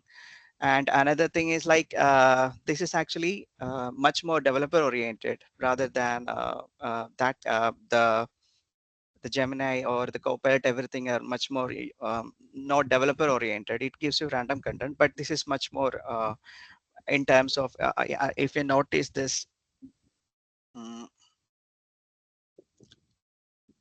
it actually identify the classes like this, based upon by the code, like that. It is much more easy to understand what is something which you have to stress, like in keywords or functions or logics, things like that. It actually identifies using this, highlights with it. So that is actually not applicable in Gemini or any other tools. So that's another thing. Sure. Thanks, Diljit. Thanks a lot for your presentation. Smita, you can take up. Thank you. Yeah, thank you, Diljit, for getting this mysterious area, right, of coding and tech doc amalgamation clarified for all of us. And a very special mention to your presentation. It's really Thank quirky and intuitive, and I'm not sure how many of us noticed, but every slide has a very, interesting quote at the bottom right. So thank you so much for this very That intuitive is and actually, informative. yeah. So because I mentioned, I'm a movie buff, so this every images that you can see is a quote from that particular movie, something related to the AI. Thank glad that you noticed. Absolutely, it was very refreshing. Thank So, you. and your demo also, I'm sure it was very useful, and people can't wait to try it out. There are a Thank lot you. more questions that are coming up on the chat. Diljit, please feel free to take them, and Sure. audience, please feel free to keep posting your questions. So now we'll break for 5 minutes, and meanwhile, people who wish to stay back can use this time to network. So we request you to please unmute yourselves and bring up discussion topics or your insights or experiences on relevant topics around AI. So we'll regroup exactly after 5 minutes at 11:59 when we will start with Sunita's session on prompt engineering. So yeah, we can get started, and people who want to break, please feel free. Thank you.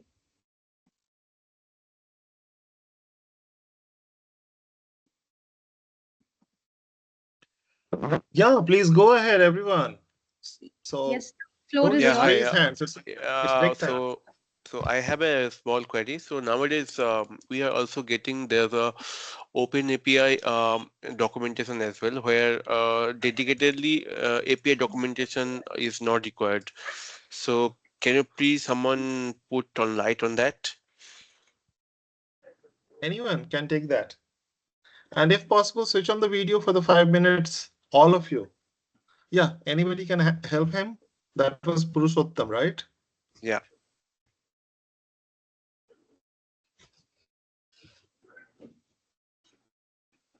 I can take this up if nobody is Yeah, doing. yeah, please, please. Anyone. Hey, Purushottam, Gaurav this side. Hi. So, see, the point of API documentation. See, if you review its origins, it was always there for the developer community, albeit in a different fashion altogether, right? With the Yes. advent of Swagger, what developers try to do is automate certain processes. Now, once we go into the automation area, Mm-hmm. basically it is like from 2 plus 2 is 4, and then 4 plus 4 is 8, and 8 plus 8 is 16. So there is Mm-hmm. exponential growth. Whenever we talk about automation, initially there is a linear and then there is exponential growth. Okay. Just a sec, my child is crying. So yeah, so there is a what I was saying is there is exponential growth. Now, what is happening? I think this trend, if you look closely, it all started like 3 or 4 years back, wherein Swagger was just required to input basically some kind of files. If you have YAML files, you can basically upload those YAML files, and Swagger would generate the output for you. Then if you have JSON files, XML files, whatever kind of files you had, you can basically upload them and generate the API documentation automatically. Now what is happening, what I have seen and what I have tried is uh, developers basically can there are 4 or 5 different lines of codes, not more than that. They can add those lines of code in their basically code base. If it's on GitHub, if it's on um, TFS or whatever they're for versioning, whatever tool they are using for versioning, Git, TFS, whatever it is, they can basically add those 3 or 4 lines of code, and once they push or publish that code, build the code, the API docs automatically get generated. Now, what technical writers need to do or asked to do is go to that doc code and add the review the comments that they have added, due to which the API doc is getting generated. So what they do is they build a code block, add the comment like what that code block is doing, what element it is using, what attribute it has, other stuff, something on these lines. Mm-hmm. And your job is to just go ahead and review it for English, to be precise. Or if you feel that something is off and it's not coming, the picture is not coming out clearly. So slowly and steadily, what I feel from with the initially we used to document whole API doc from scratch manually. Yes, yes, Then yes, it yes. was like Swagger is doing most of the things for you. Now it's like Swagger is doing everything. You are just there to review it. Exactly. So actually, my question is that it is on that automation is already started in several areas in your documentation. So now what? Lakshmi, you want to add something? I can see you unmuted. Okay. Okay, so Gaurav has tried to help and probably more talks on this because okay, it's already 11:59, so I think somebody from the host will be cutting me short now. So rest of the discussions in the group. Smita, please go ahead. Thank you, Punit. So I think we'll move ahead. Maybe we'll just give a couple of seconds more for people to join.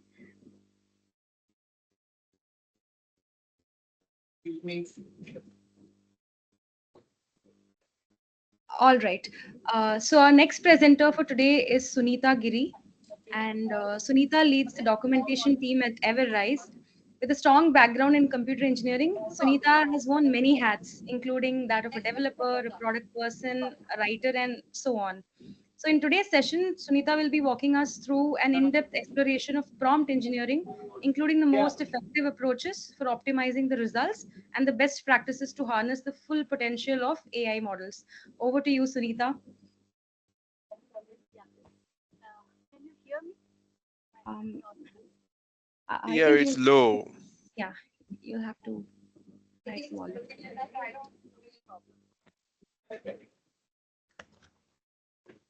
Is it better now? Yes, clear. Okay. Thank you, Smita, for handing over to me. So, Saturday morning is all about unwinding. Now we are giving some, party to our brains by sharing knowledge. So thank you everyone for joining the session. Good morning. Myself, Sunita, as Smita has already shared a glimpse of introduction about myself. So there is no need to share more. I'm not going to take much time of yours. So today we are going to discuss about the prompt engineering. Chat GPT is not a new thing for us. Along with Chat GPT, we have used many other, virtual assistant for doing our task, and many of the speakers have already shown such a beautiful presentation of over leveraging the AI bots. So, um, so what exactly I wanted to ask you, how do you feel when you are using a virtual assistant for any of the tasks? Many of us might have used it, right? So that might be another discussion. So we can take it sometime later. But if I ask about myself, I always have very mixed feelings, like it gives sometimes very weird answers, sometimes satisfactory, or sometimes accurate as well. So it raises always a question to me, how it happens and why. So here we are going to explore few of the glimpses of how and why. I usually work with the product team for any of the products. I'm more into writing the functional requirements in our BRDs, and most of us, um, as a technical writer, are always asked to write functional requirements for any of the feature or for any of the, for the product, whole product as well. So, saying that, I'm going to share my screen with you. Just let me know if you can see it.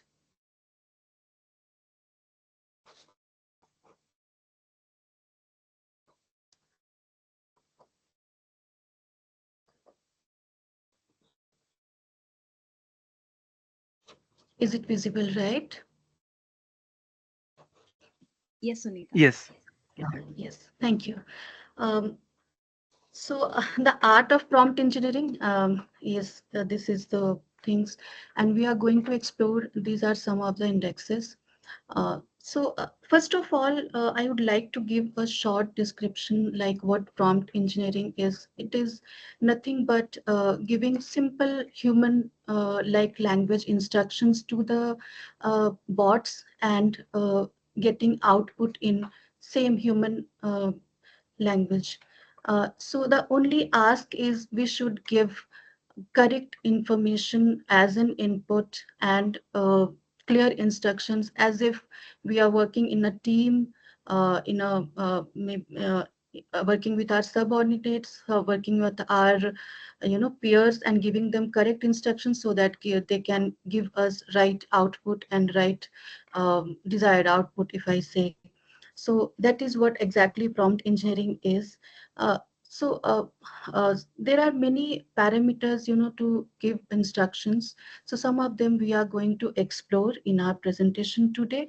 But the main question is why this prompt engineering is so much, it is getting so much focus, or it is why it is so much popular nowadays, that as a documentation in the documentation department, or as a technical writer, why it is so popular. So there are many, there could be many reasons.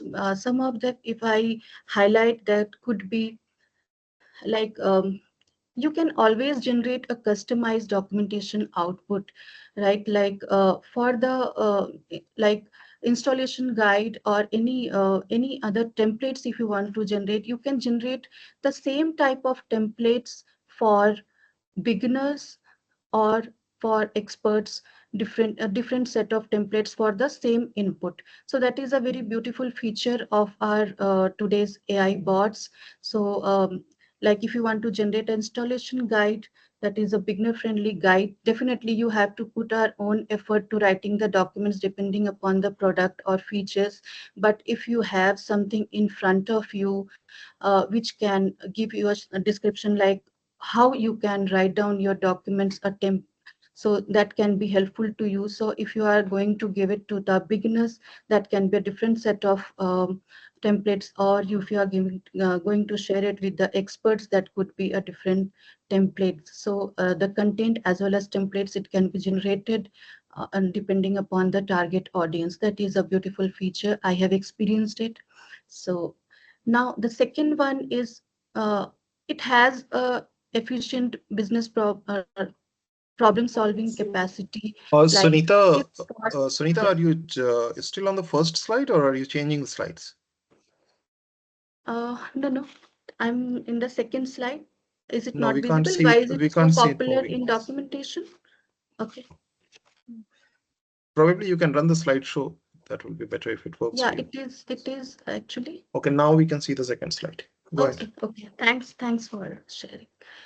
Okay, so in the problem-solving world also, it has a very good, output. Like if I give simple instructions as a technical writer, like how do I document the steps to fix a null pointer exception in Java, or something like if I give instructions to write how to establish connection with the database in Python, and according to the output, I can write my own document. So that is also a very helpful feature in the bots. And third one, I would like to highlight that in the documentation world, we are usually, I have seen many documents, where he, she, or gender specific terms are written, which is, should not be written in that manner. So while generating the output from the bots, we can specifically ask the bot to uh, ask the bot to avoid gender specific terms in the manuals or anything, whatever we are going to generate from the bots. So that feature is also there. So all we can do it all dependent on our prompts, what we are going to give it to the bots. So that is what.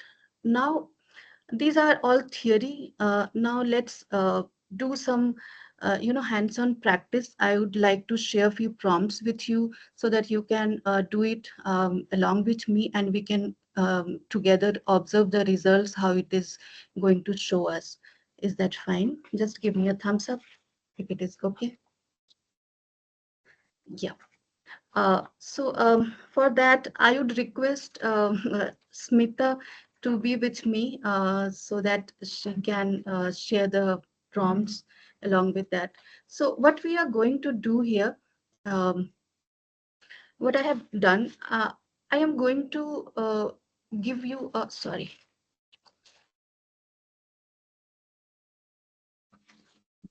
What I have done, I am just going to write down some case study I have taken.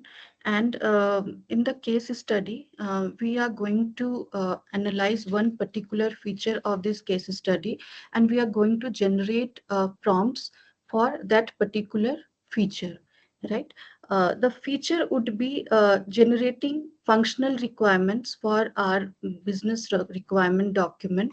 We are going to input the same uh, functional requirements, but output would be different depending on the parameters we are going to pass, right? So let's allow me to read the case study so that we are on the same page, that we are what we are going to generate. So like I have written, a case study is a, a company is going to develop a website for their cold storage, and the company is focused on the business for fruits and vegetables. Now the company has a business process, like it is if some wholesalers are coming to that company and they want to put their orders, they will first check the inventory. If the stock is available, they will do the full advance payment, and after booking they will the system will generate the invoice and delivery date. So in our this requirement we are focused on generating the full advance payment. That implies that our product is asking for a payment gateway integration, right? So payment gateway integration is our demo topic today for generating the functional requirements. So saying that this is our demo topic, going to be our demo topic like functional requirements from the chat GPT. I'm using chat GPT as our tool for generating the functional requirements. So chat GPT, we all are aware that it has a free version. So I would like to request Smita to share the link with all the attendees so that we can have an hands-on experience. So you can either you can start with logging in if you want to save your output, or you can do it without logging also, so that possibility is there. So now what we will do, we have actually three types of prompts I have sorted out. There could be many types of prompts, but I have sorted out three type of prompts. This first prompt is a naive approach. We are not giving any specific parameters or any specific any specific instructions to the chat GPT. Just I'm going to generate my output depending on the simple instruction. So that is a naive approach. So Smita, if you can help me to Sunita, just pass. Sunita, what is the screen you are sharing? We can see your case study slide. That's what you want us to see? No, I should. Yeah, your slide is not moving, so people are kind of confused. Yeah. Oh, okay. Is it visible now? Yeah, now we can see this Yeah. never approach. Oh, I think there is some technical glitch or my network has some issue. Let me allow me to. No, it has full. Why it is. Yeah. Thanks, Punit, for interrupting me. Please, if it is not visible, just stop me. Yeah, Punit. Thank you.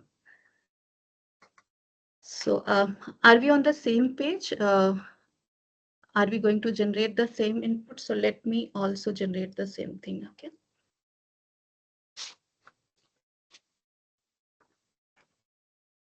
So what I'm going to do,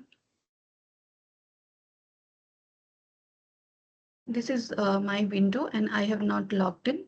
So I have just copied the prompt and pasted here. I hope you all have done the same. So We're not just seeing paste it. We can't see your window. Yeah, we are only seeing the presentation. Yeah. But I've copied the prompt and Not visible? Yeah. I think you've shared only that screen. Yeah. Let me just share the whole window.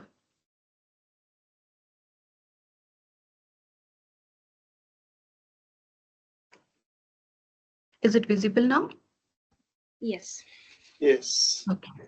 Okay. Thanks.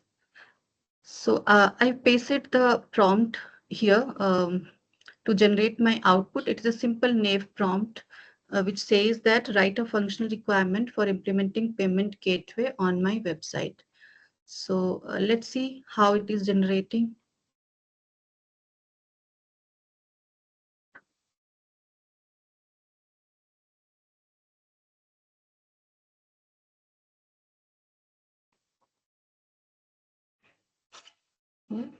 Can you see it has generated 12 functional requirement for me, and each requirement has the sub requirements as well. And like if I go to one functional requirement like payment processing, it is saying me that the system shall securely process payment in real time, which is actually true.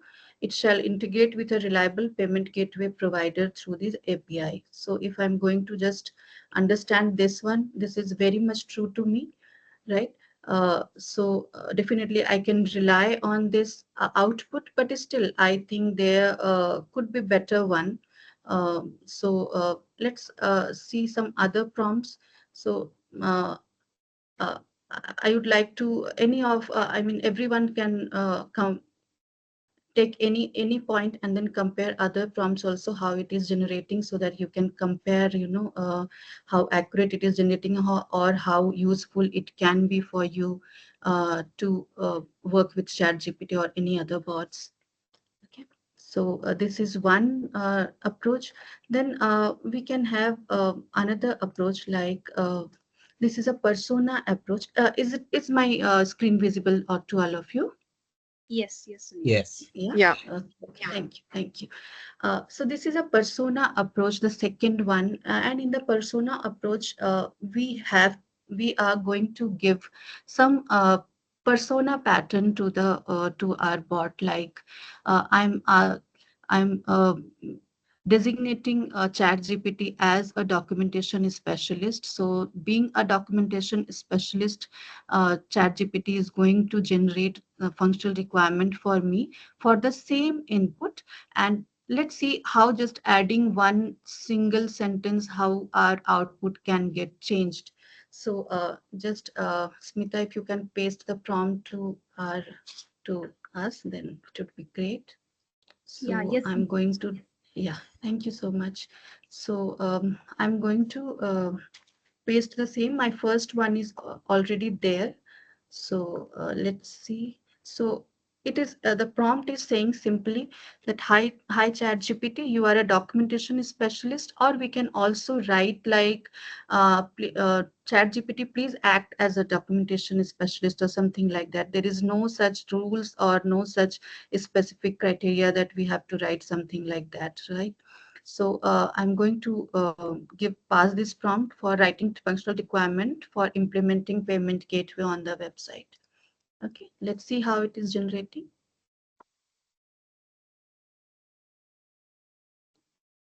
Let's wait for a couple of seconds. It will generate all the output.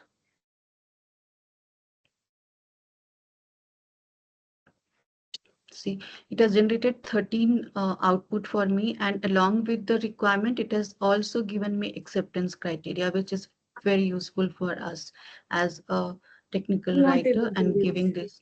Sorry, is it not visible? You please go ahead. I think somebody has Oh, unmuted. sorry. Yeah, thank you. One Uh, second, Sunita. mhm. Now, please unmute yourself, Sunita.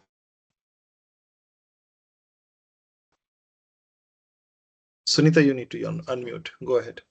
Yeah, is it audible now? Yes. Hey, Sunita, just a quick time check. Okay, so this is the what now.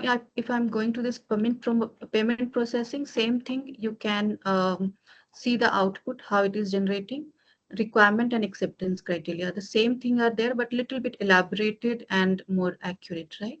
So this is the persona pattern.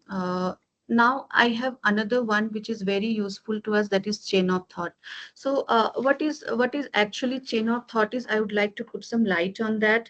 Like chain of thought is asking the bots to think sequentially, uh, analyzing each step, because I'm going to pass the prompts in step by step manner, so it will analyze each step logically, and depending on them, they are going to generate the output. So I'm going to paste this one. Smita, please, if you can help me to Yes, paste done. the prompt. Yeah, Done. yeah, thank And you so Sunita, much. just a quick time check also. Yeah. Yeah, So yeah, sure, sure. So this is how it is going to generate. Okay, so it will generate in a very elaborative manner. So you can see that it has also generated the error handling portion, because I have asked to generate the error handling. If you can read the prompt, you will understand that it has error handling portion also, pre-authorization, whatever I have given, depending on that, it has generated the payment processing uh, output. Now the last part I would like to highlight to you that yes, definitely ChatGPT is very useful, or any other bot is very useful, but is it authentic to pass uh, sensitive data to the bots? Since we are generating functional requirement, that means we are already in the pipeline of developing our product or feature. So it is not right to pass the information to the bots. So what should we what should we take care of so that it can be generated, but keeping our secrets. So there are many other considerations might be there, but I have taken few of them. Like we can avoid the sensitive information. Sensitive information might include proprietary details, or personal information, trade secrets, or any other information that could identify our client or our company. Or second is, we can just give general descriptions to the prompts, not specific anything related to product or client, something like that. Or we can anonymize our prompts, like we can put some fictional characters, or some any XYZ, anything like that. We should always avoid the entering the personal identifiable information also, which can harm our company's policies. And then we should always adhere to the NDAs of our company. We shouldn't go with that. And the I'm just going a little bit faster so that your time is less, that's why. So we should always use the secure channel. This is a 3.5 ChatGPT free, is a free version, so that is not definitely not advisable. So always go with your company's policies and use secure channels. And very important is, before passing the prompt, just review it properly, so that first one, it shouldn't reveal any secret information. Second, your prompts are better, so that you can get the better output. So that is all from me. I request, if there is any Q&A, please go ahead, if time permits to us. Yes, Sunita. So thank you so much. So there are a couple of questions. So one question is from Lata. So she's asking that we didn't mention anything about the UX, but she sees that in the output, and she's asking, are there any UX considerations to keep in mind? Yeah, definitely. You can definitely make your prompt clear, that related to UX also you can give your prompts. So that is definitely, there is no such restriction that No, sorry, you I cannot. meant that. Hello, sorry, I Yeah. meant that we hadn't given, in the prompt to Mhm. mention about the UX considerations. But when I Mhm. entered the prompt that you had given, the detailed one, it has shown Mhm. me the UX considerations also as a ninth point. So, which was Okay. surprising Okay. for me. Okay, no. Actually, you know what happens, Lata? As we know that these bots are already trained bots, right? So depending on them, they are generating output. But what you can do, if you don't want the UX consideration, you can simply restrict them to generate the UX consideration. That is a option is there. So you can just write down your prompt that exclude the UX consideration. So you can now also you can write down the same thing, and you will see that it won't generate the UX consideration. So, Could I answer basically, your query? reiterate the prompt based on the results to get the Absolutely. desired result. Absolutely. Thanks. Yes. Thanks. Yes. Yeah. Yeah. Thank you, Lata, for the question. One very quick question, Sunita. So according to the response quality, Tanushri wants to know which GPT would you choose, like Google Gemini or Chat GPT, or how do you consider? Very quickly. Yeah. That is a depend upon you, since ChatGPT 3.5 was free. So I always use this one. That is why I have chosen. There is no, I don't have any experience apart from ChatGPT 3.5. So if it all depends upon you, how you are going to choose them. Right. Thanks. Thank you, Sunita. Over to you, Thank you. Sumeet. Thank you.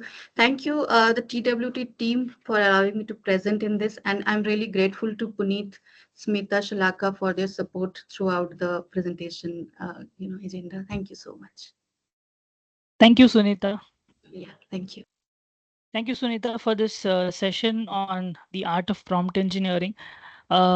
The case study that you showcased on developing websites to facilitate business processes was really an eye opener for most of us.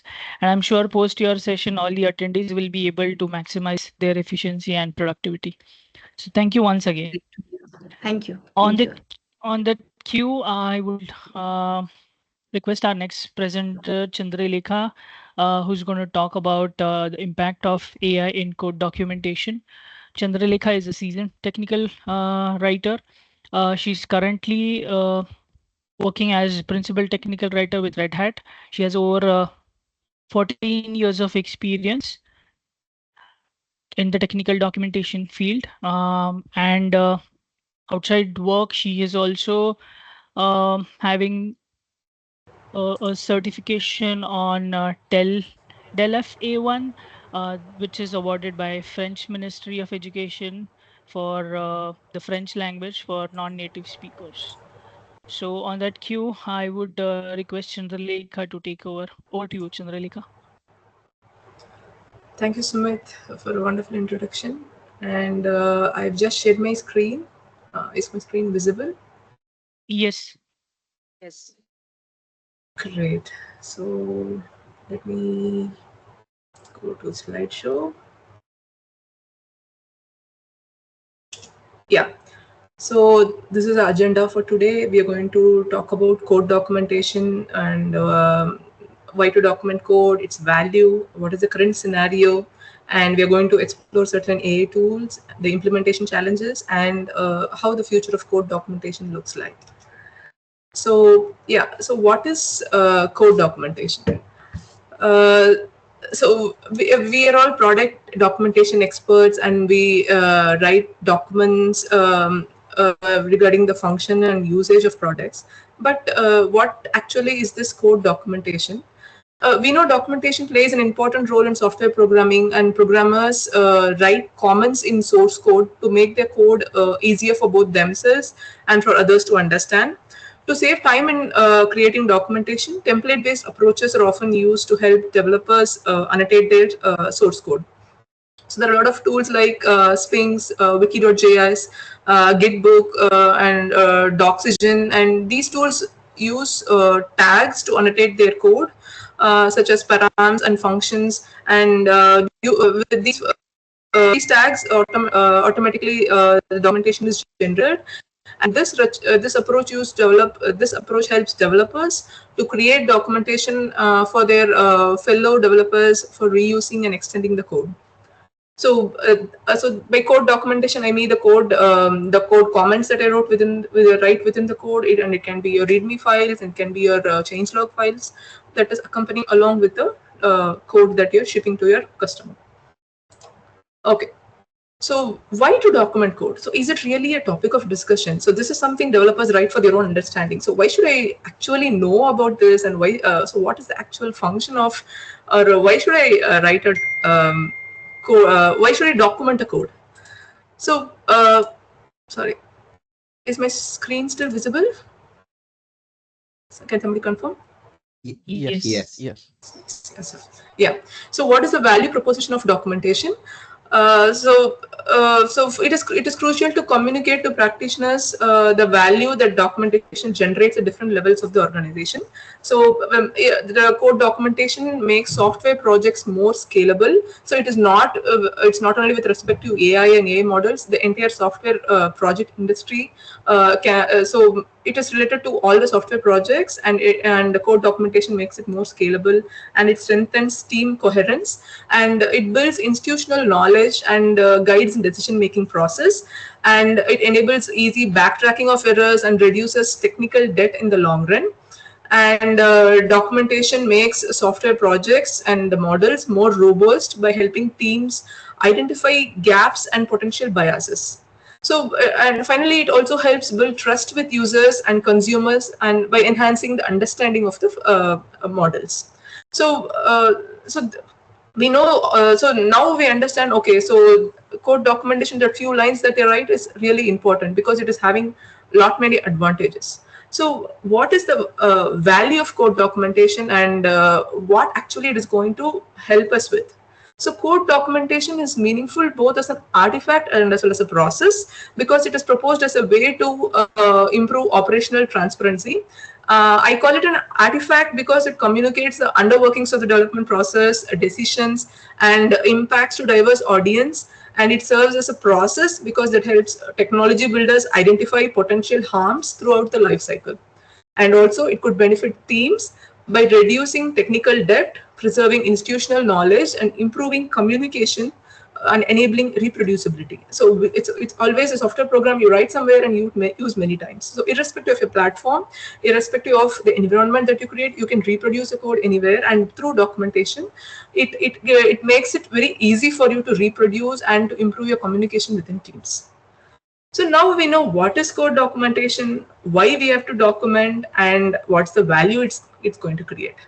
So what is the current scenario? Do we have code documentation? Is it very prevalent? Do we do it diligently? What are the common questions that are asked by developers? So is it my code self-explanatory? So when I talk to my developers, they say, so you just read, you just read through the code, you'll understand. So for them, each and every person born in this world are developers, coders, they can understand code. So that is one thing that is stopping them from writing documentation for their code. And why do you have to take time to write? Oh, so from the Tom and Jerry, you can understand. So writing code, they're always there. But when you say document, it's always the back step. They just run away and they say, oh, I don't have time and I'm busy. And is it a standard practice? Many people ask me, oh, so should we really do it? Are there any standard to document the code? And for smaller organizations, if you see, there are very few resources available, and there are many projects, and there is a resource crunch. So really getting time, developers getting time to document their code, it's really very challenging. But for bigger organizations, if you see, they have an extensive list of fast evolving products. So they themselves don't know which product is going to substantialize and which is going to grow, so that they can put their entire focus on that particular project. And so thus getting into that one particular project becomes very challenging. So that's why. So I had an opportunity to meet a CEO of a startup, and he told me that he felt the pressure to prioritize building products over documentation, and described it as a luxury. So it is a luxury for them to have a document, because they every time they are involved in creating it, marketing it, selling their products. So for them it is called a luxury. So now what do? So we know code documentation is important. We have to do it. It has a lot of benefits, but we don't do it. So how are we going to address this challenge?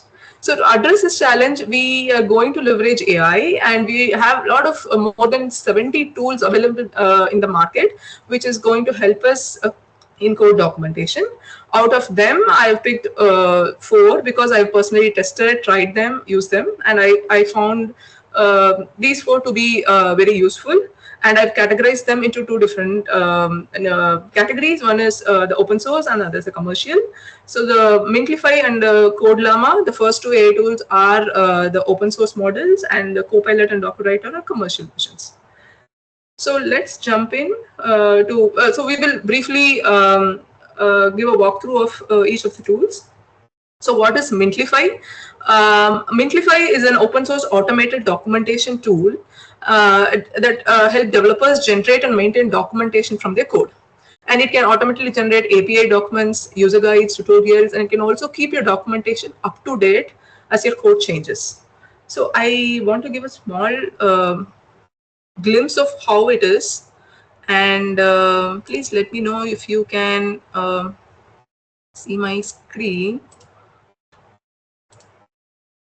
Can you see my screen? Yes. Okay, so I will play it from the beginning. So this is exactly my VS Code editor. I think Diljith has already shown us.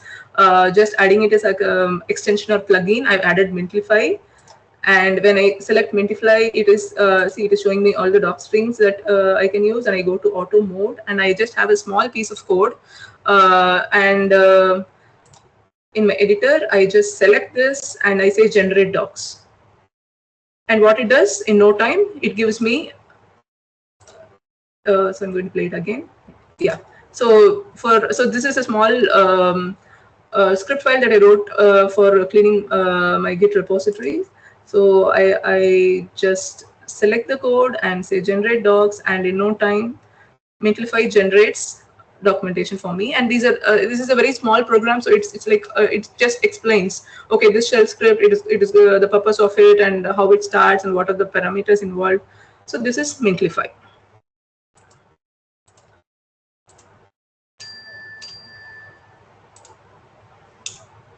And next we have Code Llama. Meta's Code Llama is a strong competitor as an AI programming tool.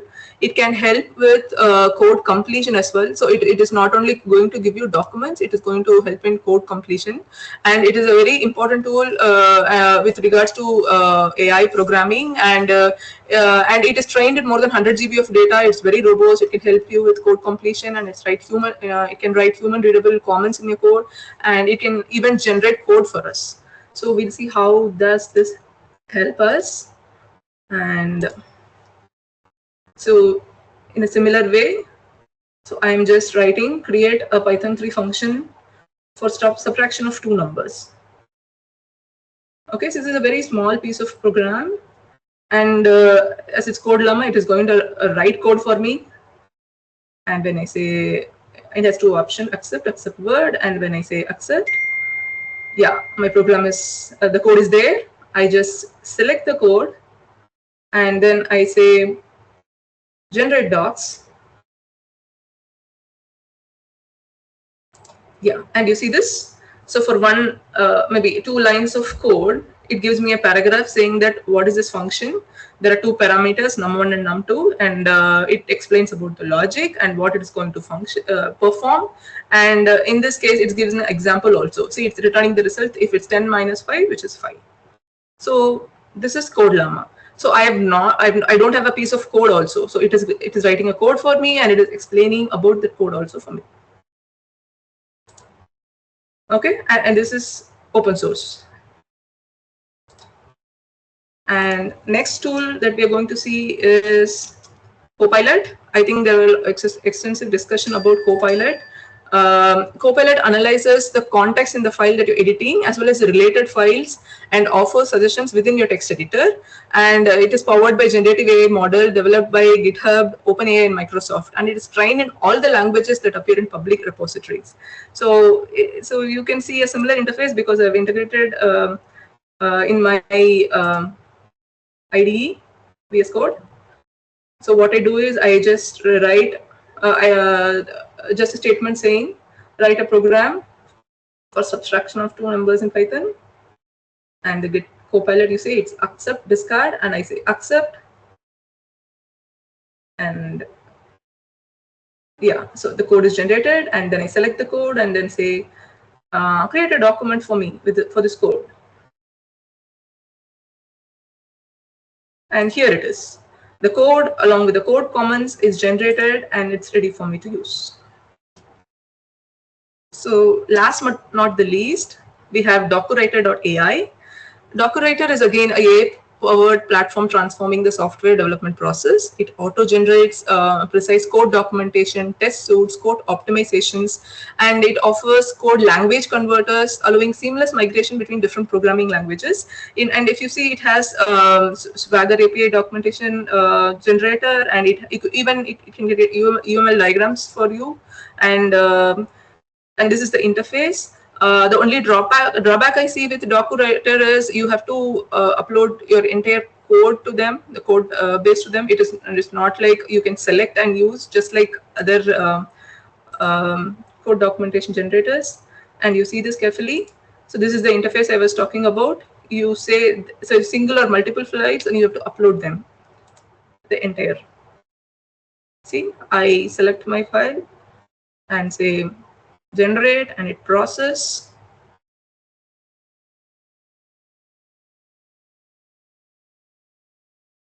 And you see this for a 2-line shell script, I have an entire documentation generated in no time with overview, index, prerequisites, and all the default things that I need for a document.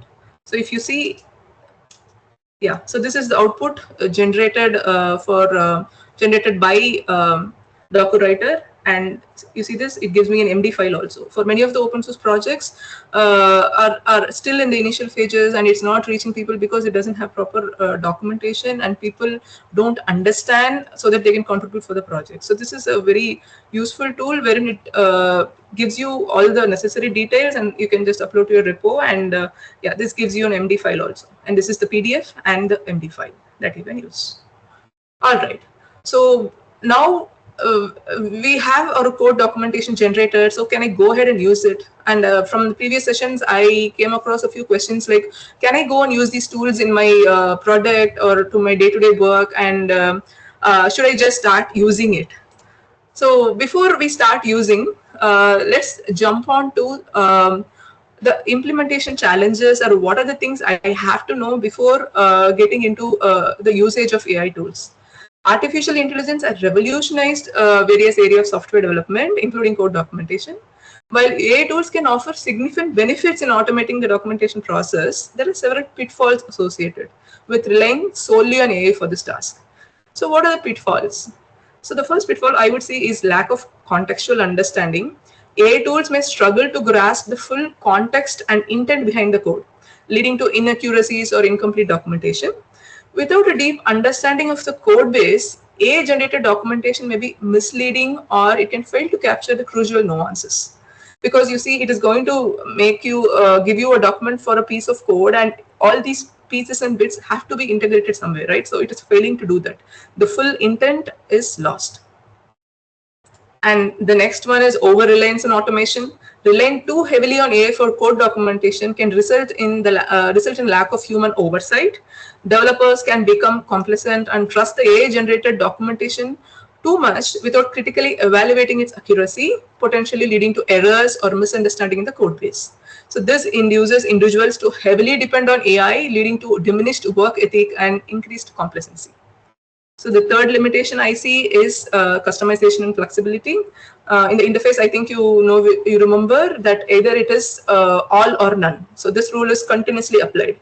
You have to accept the entire code or discard, and it regenerates for you. So you cannot take pieces and you cannot customize it. It often provides standardized templates for documentation, limiting the ability to customize the format or style according to specific project requirements.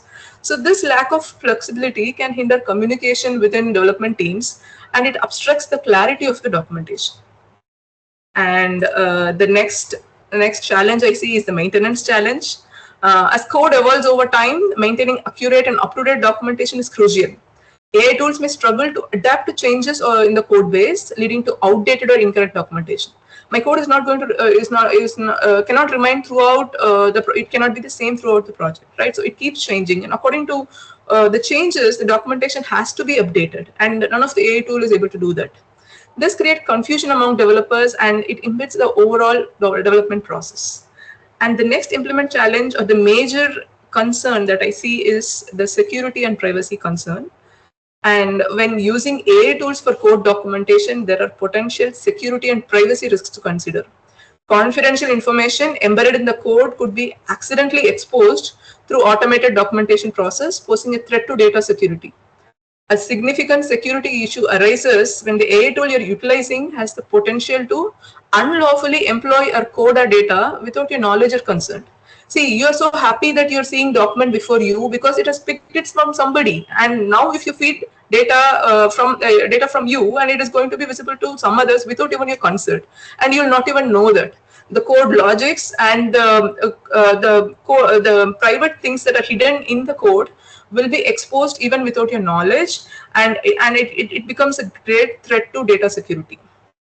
And so this has to be considered before using AI tools. And as Smita was talking, you have to be very careful handling sensitive data, and you're so happy seeing the document, but your code logic is exposed, and that is one thing to consider, and you should be very aware of.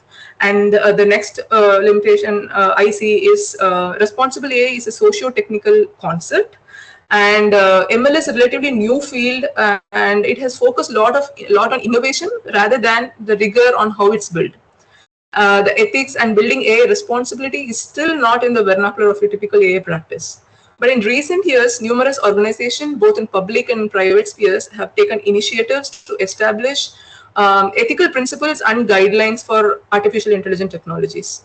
Among the set of principles emerging in current AI ethical guidelines, one of the most prevalent value mentioned is transparency, which relates to transparency of algorithms, transparency of data used to build AI systems and their governance. So increasing transparency in machine learning algorithms can help diverse stakeholders such as policymakers, auditors, developers, and consumers to understand how the technology works, how to perform meaningful audits, and identify sources of harm.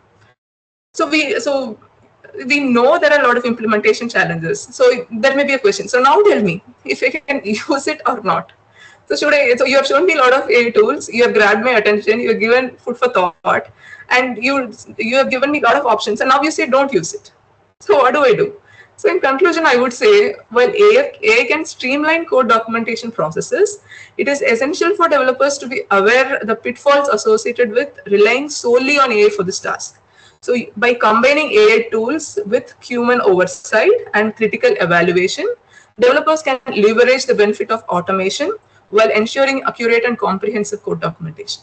And I call developers because it can be code developers, it can be user assistant developers, information engineers, docs as code people, and we too deal with code day in day out. So I call everybody as developers. So what is the future of code documentations, how it's going to look like? And for people who were in testing, I think you would know this triangle. This is called the TDD approach, test driven approach. So how the applications are developed is they start with unit based development and documentation. So now if you see all the AI tools, they're giving unit based the code selected and the document being provided. It's not able to even go into modular level.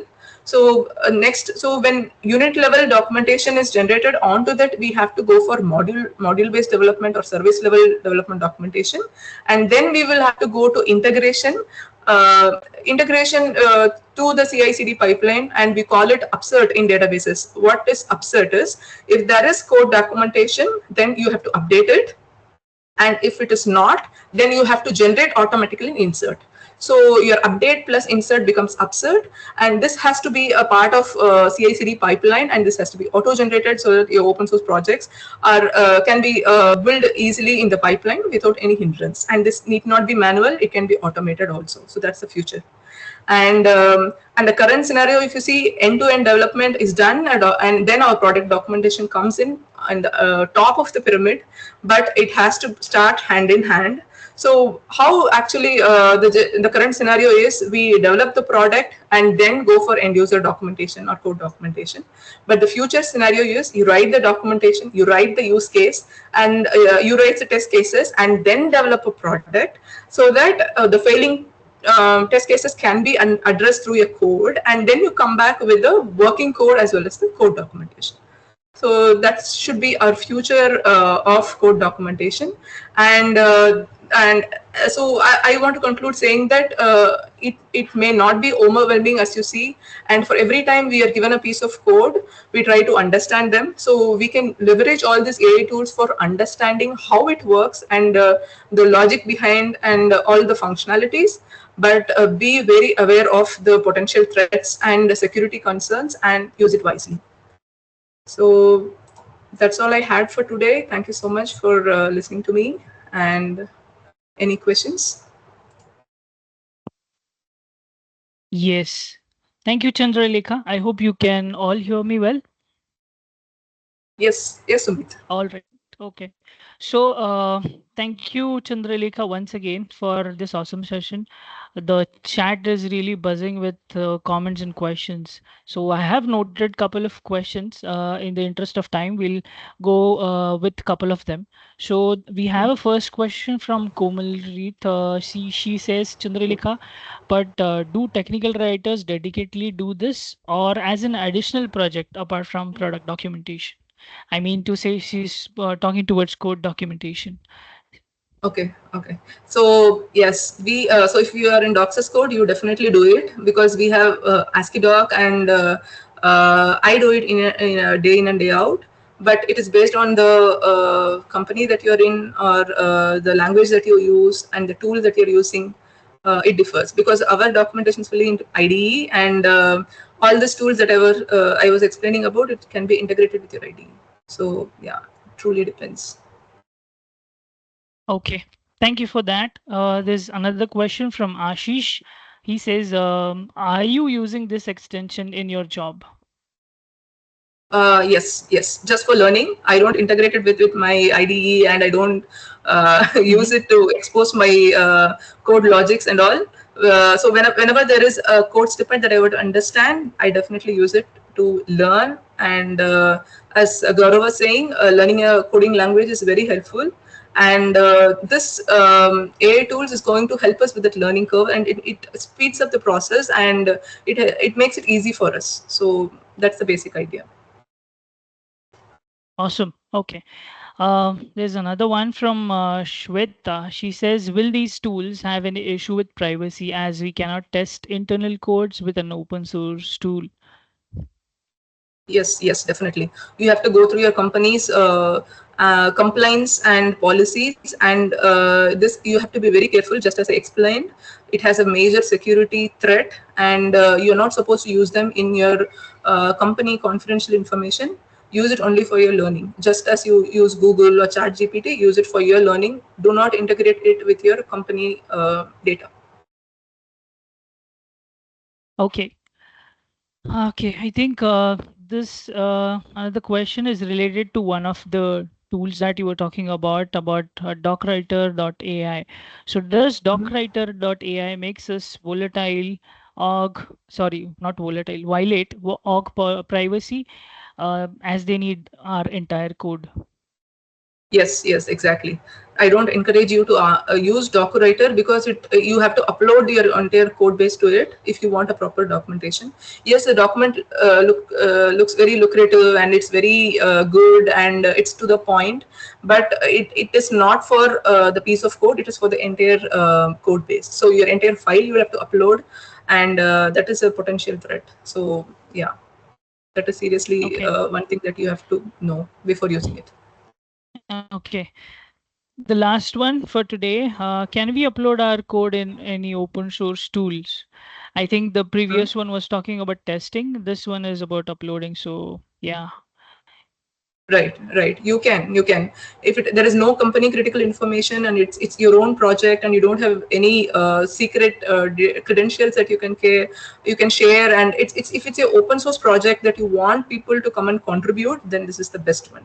So go for it. All right. I think we have covered all the questions, and we still have few more minutes to go. So if anybody wants to unmute and go ahead with any other questions that we have not able to cover, we have a minute or two to ask them. Yes, please go ahead, and thank you so much for listening to me so patiently. I know it has been quite a session from morning, and that's why I try to make it very short. And if at all you have any questions, you can reach me through LinkedIn or the AI WhatsApp group. I'm available anytime, and yeah, we can learn together. You're Okay. always welcome. Okay. Thank you, Chandralekha. With that, I'll hand it over to Christine. Okay. Thank you, Thank you. Chandralekha, again. We greatly appreciate your presentation on the impact of AI in code documentation, your insight into using AI tools to enhance code documentation, and your practical advice on overcoming implementing challenges were truly enlightening. And your expertise has been truly invaluable to us. So now I'm glad to welcome our last speaker of the day, Vinay Antony Payyapilly. Vinay is a senior manager of the documentation at Zanotti with over 30 years of experience in the IT industry. Vinay specializes in creating user manuals, specifications, and courseware. He's passionate about innovation in technical communication and shares his expertise through weekly blog and two podcasts. Vinay has yet another interesting topic to share with us, that is using AI to deflect support tickets using the helpers corpus. So Vinay will discuss with us Zenotti's groundbreaking approach of implementing generative AI bot on their support widget. This initiative has successfully deflected about 45% of his queries with an 80% customer satisfaction rate, resulting in cost savings for about $450,000 in just 6 months, which is truly amazing. So now over to you, Vinay. I will give this to you so that you can lead the crowd with your topic. Thanks. Can you hear me and can you see my slide? Yes. Yes, Vinay. Okay, great. You stole most of my thunder. Whatever I wanted to say, you've kind of like very nicely summarized it. So, I'll try and add some meat to that so that we can, understand what exactly we've been doing here at ZOT. So, very interesting session so far. And, most of the sessions or all of the sessions were from the perspective of the writers using generative AI and other AI tools to create content, right? This session is going to be a little different because basically what we are going to be looking at over here is how you create value for your company. So one of the things that most uh, is my slide moving forward? Just checking. Yes. Yeah, you're on the introduction slide, Vinay. Okay, awesome. So one of the problems that most of us face as documenters, right, is when people ask us, show us value, right? How did documentation really add value to the product? And it's pretty difficult to maintain. For instance, I remember there was this one time, and this happened to be in my first job as a technical writer, where the client came in from the US. She had flown down from the US, and she was giving everybody a tough time. But then when she was introduced to me, she said, you're the only reason we are able to use this product, right? I mean, those of y'all who smoke or who have smoked in your lives, that first puff that you take, it gives you a fantastic high. I'm not telling y'all that y'all should smoke, but I'm just saying that I got that high in my very first job, and I think I've been chasing that high ever since then, right? Who am I? I'm Vinay. I head a really talented team of technical writers here at ZOT, which is a SaaS solution for salons and spas. Okay, and one of the things that has been put on my plate, or one of the objectives I have, is uh, bringing value through documentation for the company. And one of the areas we identified was to reduce support tickets. So typically, a support ticket here at Zenoti costs us between $30 to $50, depending on the location. Okay, so that's each support question, right? And we get roughly about 6,000 support questions a week, right? So we're talking really big money here. Okay, so we did try different things, right? We tried to make the documentation more comprehensive. We tried online trainings. We set up, a learning management system which had videos that showed people how to use the product. We created QA bots, right? These are these question answer pair bots. Okay, and then we just found that you needed just too many to be able to make a dent in the content.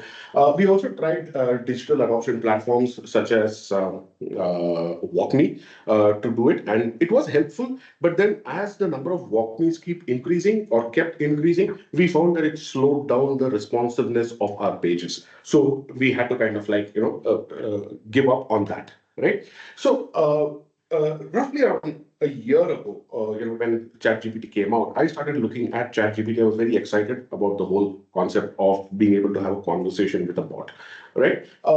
We here at Zenoti, we use Intercom as our support tool. So when you reach out to support within the product, you're basically using Intercom there, right? So they announced that they were coming with they were coming out with a GPT-based bot called Fin. Right, and I was very excited about it. I, went up to a couple of people and said, "Hey, we should be trying this out. This could, be very useful." And most people were not very excited because at that point of time, GPTs were still seen as it's an interesting technology, but what are we going to do with it, right? I mean, it doesn't seem to make any sense.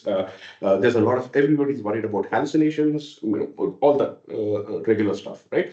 So I reached out to the guys at Intercom and got them to get my entire help site ingested by the Fin bot, right? And then I reached out to somebody in my support team over here, and I sold them the whole idea of, okay, this is what we need to do. He found it interesting enough. So to cut a long story short, right? What we did was we opened it out for a limited set of customers.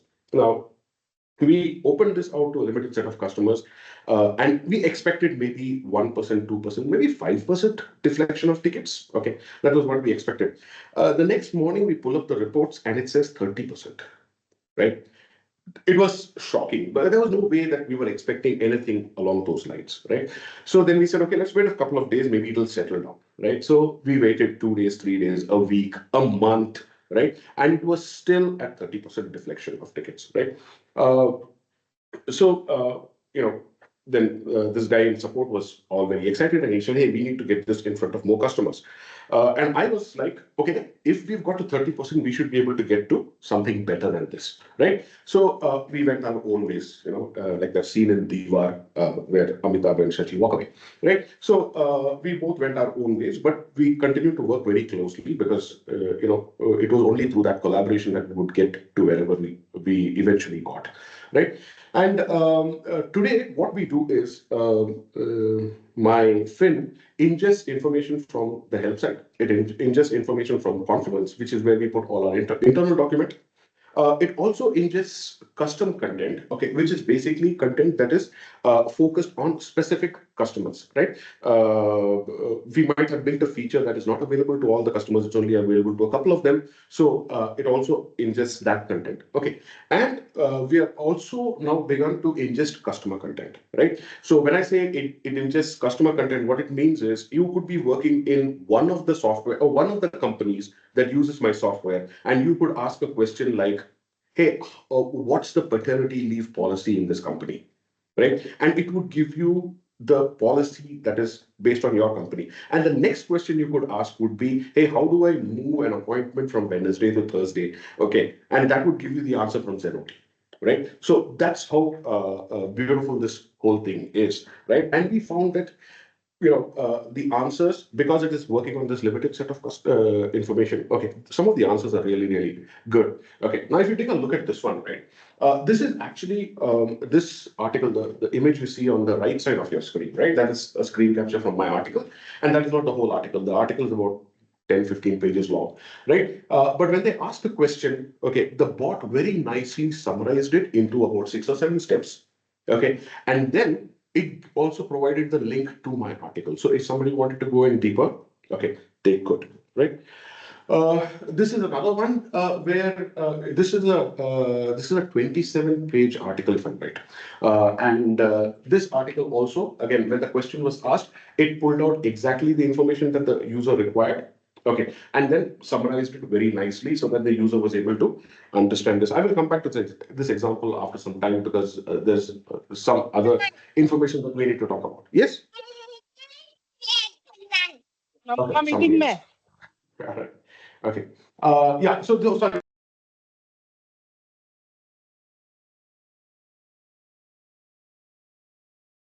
Vinay, please unmute yourself. Sir, you are muted.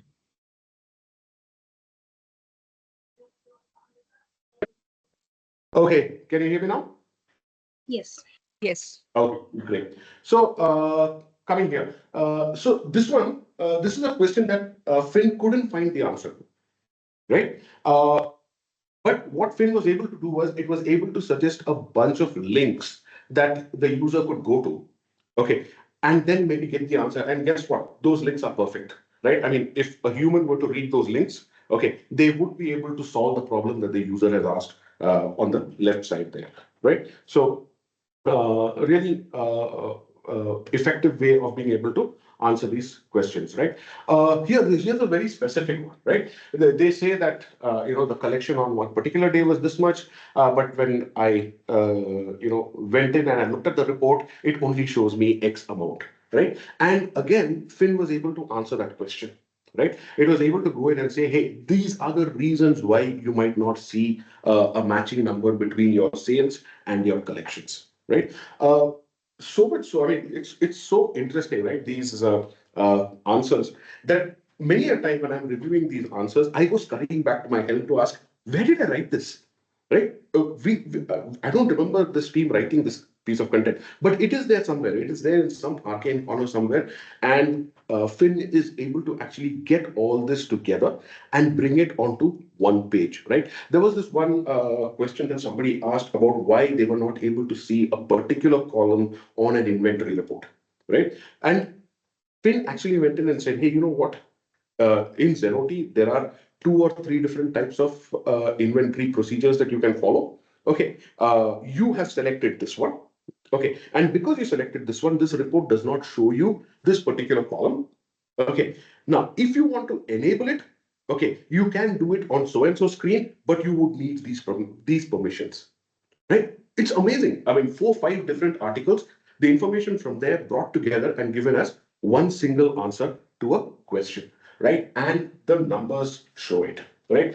This is only 2024 numbers. These are not the numbers from the beginning. So we did start somewhere halfway around 2023. I'm just showing you the numbers so far this year, right? And you can see how we've gone, like, our involvement, Finn's involvement rate has gone up from 76%, okay, all the way to about 95%. Okay, deflection even more impressive. Okay, 32% to about 48%, right? CSAT, very, very important, right? Today we are over 80% in CSAT. Okay, human CSAT in our company is at 83%. So I'm just 2% away, okay, from matching the customer satisfaction that humans are giving, right? If you take a look at it, right, there's a number of conversations, actual conversations based on the percentage that Finn participated in, and then the savings. In 2024, so far, till whatever date today is of June, we have saved the company close to $900,000 in support costs. Right, that's the value we are bringing to the table. That's the money we are putting on the table through just documentation, right? Fin is, like I said, flexible enough. So we are now extending it, okay, where it will have the general Zenoti help, which is available to everybody. Okay, then we have custom Zenoti help, which is available to a limited set of customers. Zenoti internal help, okay, and of course customer documentation. To this, okay, the future is, okay, and I'm kind of like going fast here so that we can make up on time. Okay, so the future is we are going to be able to add all support conversations to the forum, that the corpus that Finn is looking at. We are going to be able to add all email conversations, okay, and we are going to be able to add all phone conversations. Now, once all this comes in, okay, it just kind of like is going to blow up and go way over, right? So what did we learn and how did we get to these numbers, right? I mean, if we started at 30% and then we are getting to 50%, we started at 40% somewhere and then we're getting to 80%, right? How did we get to that, right? So first of all, the initial 25 to 30% we got by doing nothing. It was just out of the box, right? But then, okay, to see the gains that we have been seeing, okay, we have had to learn a lot of things, right? The first thing to understand is your GPTs are not very smart. Okay, now let me explain that. Let's say you have a document or an article that's written on how to turn on a feature, right? So you would say something like, go to this particular page, go to this setting, turn it on, right? Done. And most humans would intuit that, if I want to turn off that feature, I just have to go there and, turn it off, right? But the bot doesn't do that, right? So if somebody were to ask the bot, how do I turn on this feature, it will give the right answer. But if you were to ask the bot the same question in reverse, like how do I turn off this feature, the bot will tell you, hey, you know what, I don't know, but you might want to go and read this article. That's typically what happens. So what we found is we are having to write a lot more complete documentation. So if we've written how to turn on the article, we've also got to add a sentence in there that says how to turn off the article, right? Of course, GPTs are really smart. So it is also forcing us to start reusing a lot of content. So if we've used content somewhere, right, there's no need to rewrite it in another article because we know that GPT is going to combine these two articles and give the answer anyways, right? So a lot of repeating content across modules, okay, we are kind of like reducing on that because the GPT is smart enough to figure out what connects to what, right? A very major learning we had is that not all content is equal, right? So your title and your body is very important. Okay, that is the highest in the hierarchy as far as GPT is concerned. Okay, and then it keeps going lower, right? Procedures, numbered lists, blah blah blah. And what comes at the bottom of the table, interestingly, okay, is tables. Right. So as especially technical writers who started roughly around the time when I started technical writing, which is very long ago, and I'm not going to tell you the date, we were told to write content in tables as much as possible, right? Because it was much better to present it on page, right, or even on the screen, right? But the GPTs don't read tables very well. So any content that we have in tables usually gets lost, even if it's a direct instruction, right? It gets lost. So one of the things we are doing is we are converting a lot of our tabular content into bulleted lists, right? Another learning is that context is important, right? So what we found is instead of having to write multiple use case scenarios, if there like for let me put this with an example, right? If in Zenoti you wanted to know how much sales you made, how much commission you have to pay your front desk staff, and how many memberships you sold, let's say, right? The answer to all these three questions is the same one. You have to go to the sales report, right? So instead of writing three different articles for this, okay, all we do now, okay, is after in that article, we give it context. So we say, hey, using this report, you can get all this information. So the next time somebody asks, how do I do this? And it's one of those things in that article, one of the scenarios in that article, it will pull this article out, right? So we are able to give it a lot more context. Okay, and as we give it context, okay, the answers it is returning are a lot better also, right? I'll give you another example. So we have one, also if you wanted to kind of like, let's say, send out an email blast, right, about some promotion, right? So you would create that in a particular specific place in our software, right? Now, let us say you decide that, hey, I don't want to send it out to everybody. I only want to send it out to the people who came to my center or to my salon in the last 2 weeks, right? Now, creating that filter of users, right? That happens somewhere else, right? And the various scenarios that people keep asking, most probably the answer is, hey, you got to go and create a target segment first, then you got to come and create this email blast, right? And Finn wasn't able to answer because people use target segments for multiple reasons, right? In very many different ways. So what we are doing now is we're looking through the support conversations. That's something that our team does very seriously over here. We go through the support conversations, okay, and we are going in and we are enriching the content based on how the users are using our product, not based on what we think our product is going to be used, how it's going to be used, right? Synonyms, yeah, very interesting. In the chat, in the world before ChatGPT, right? The way people got to our content, okay, was basically they would, what would you say? They would use a search bar, right? Now, in search, okay, you could have a synonym dictionary, okay, and you could say, okay, these words are synonyms, and it pretty much worked well, okay. But you can't do that in the GI world because if you teach the GPT that these two words are synonyms, you really don't know where else it is going to make this substitution, right? To give you an example again from my world, right? If you go to a salon, get a haircut, and part of the haircut also means that they're going to wash your hair and shampoo it. Okay, that shampoo that they use, okay, it's not called a consumable in their inventory system. It's called a professional, right? So if I go and tell them, hey, mark this as a consumable, they wouldn't understand it. We have to go and tell them, hey, you've got to mark this as a professional. Okay. Now, if you were to go and tell ChatGPT that the word professional and the word consumable are synonyms, okay, you can imagine the mess that is going to happen. So basically, what we are having to do is add the synonyms within the content itself. So it knows that it is a synonym within this particular context, right? Not because it is there in some synonym dictionary somewhere. Okay. And finally, it is all down to ingestion. Ingestion costs.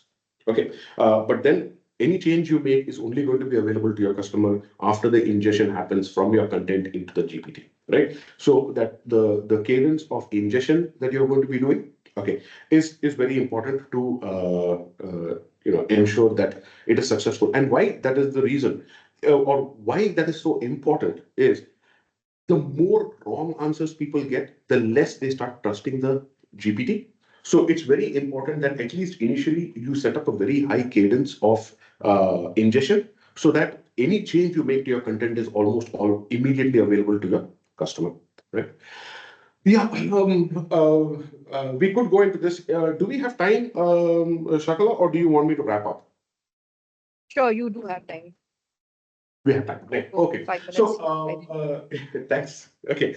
So, is it a one-trick pony, right? Is this the only thing that it can do? But no, we've been using GPT in different ways. Okay. And in fact, from the time I made this slide to now, we've also progressed more ahead in that area. But one of the things we do is we use it for reviews. And how we use it for reviews is we take the content that is generated, we feed it into the GPT, okay, and then we ask the GPT what questions can this content answer, right? And it'll give me a bunch of say 4 or 5 questions. It'll say, yeah, this article can answer these 4 or 5 questions.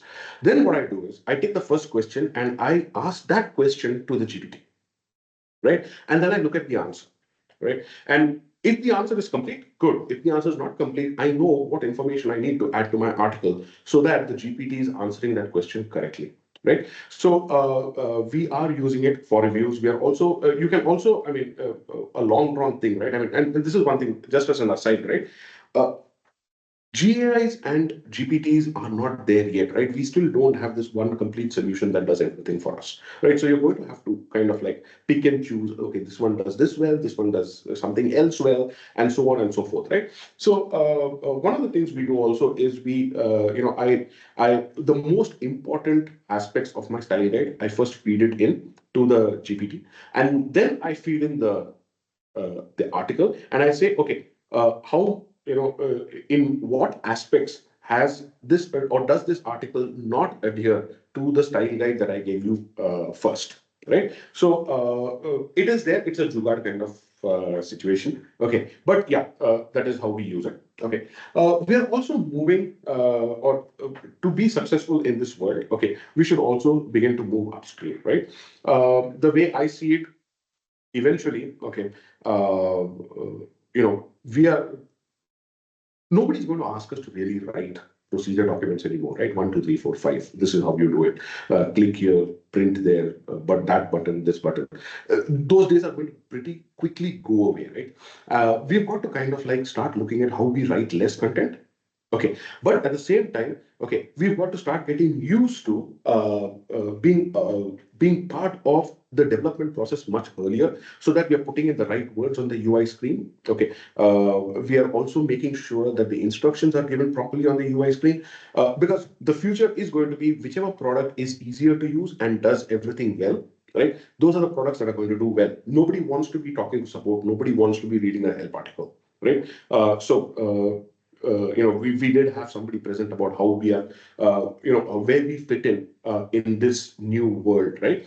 And we are going to be fitting in, okay, much earlier, because let's be honest, right? The PMs and the devs and the QA, most of them don't, language is not their strength, right? They wouldn't know the difference between what is a shower versus what is taking a bath, right? They wouldn't know the difference between, deleting something versus, let's say, clearing it out or clearing something, right? They wouldn't know it. They would just use terms. I mean, there are a bunch of terms in my product itself over here, okay, where sometimes I look at it and I'm like, what were you thinking when you were doing that, right? So as writers, okay, our really our single skill set, okay, is that we understand language and we understand the nuance of language. And that is very important and that cannot be replaced, right? So we should be looking at getting involved with the product way earlier, okay? And again, the GPTs come in handy there, because you are able to then, ask questions like, okay, what fields, these are the fields I have on a page that is called this, right? Is it right? Is it wrong? Right? GPT is a fantastic reviewer. Okay, it does. Sorry. Okay, it reviews your content very well. Okay, and it gives you very honest feedback. Right. So you should be looking at moving upstream in the product lifecycle. Okay, because that's where you'll be able to add most value. Right. So yeah, to kind of like wind down. Right. We have to demonstrate value. Okay. I don't believe, and I am contradicting one of the earlier speakers here. I don't believe that developers are, documenters are ever going to become developers. Okay, but yeah, a developer who understands how they are going to use these tools, okay, could become a documenter. right? So the real value we bring to the table is our language, okay, and using that language is where we can demonstrate value. Be that in making sure that the UI text is good, or be that in creating documentation that is then fed to a generative AI, which then reduces support tickets, right? And it's going to be constant improvement, right? Your articles, as they stand today, are not going to be very GAI friendly. Okay, you're going to have to figure it out for yourselves. The best place I can advise you all to go and do that is your support tickets. Go ahead, look, get very involved in all the support tickets. Read your support tickets, right? Over here, I have one person in my team whose only job is to, I mean, like, she's supposed to spend half a day just looking through the support tickets that we got in yesterday.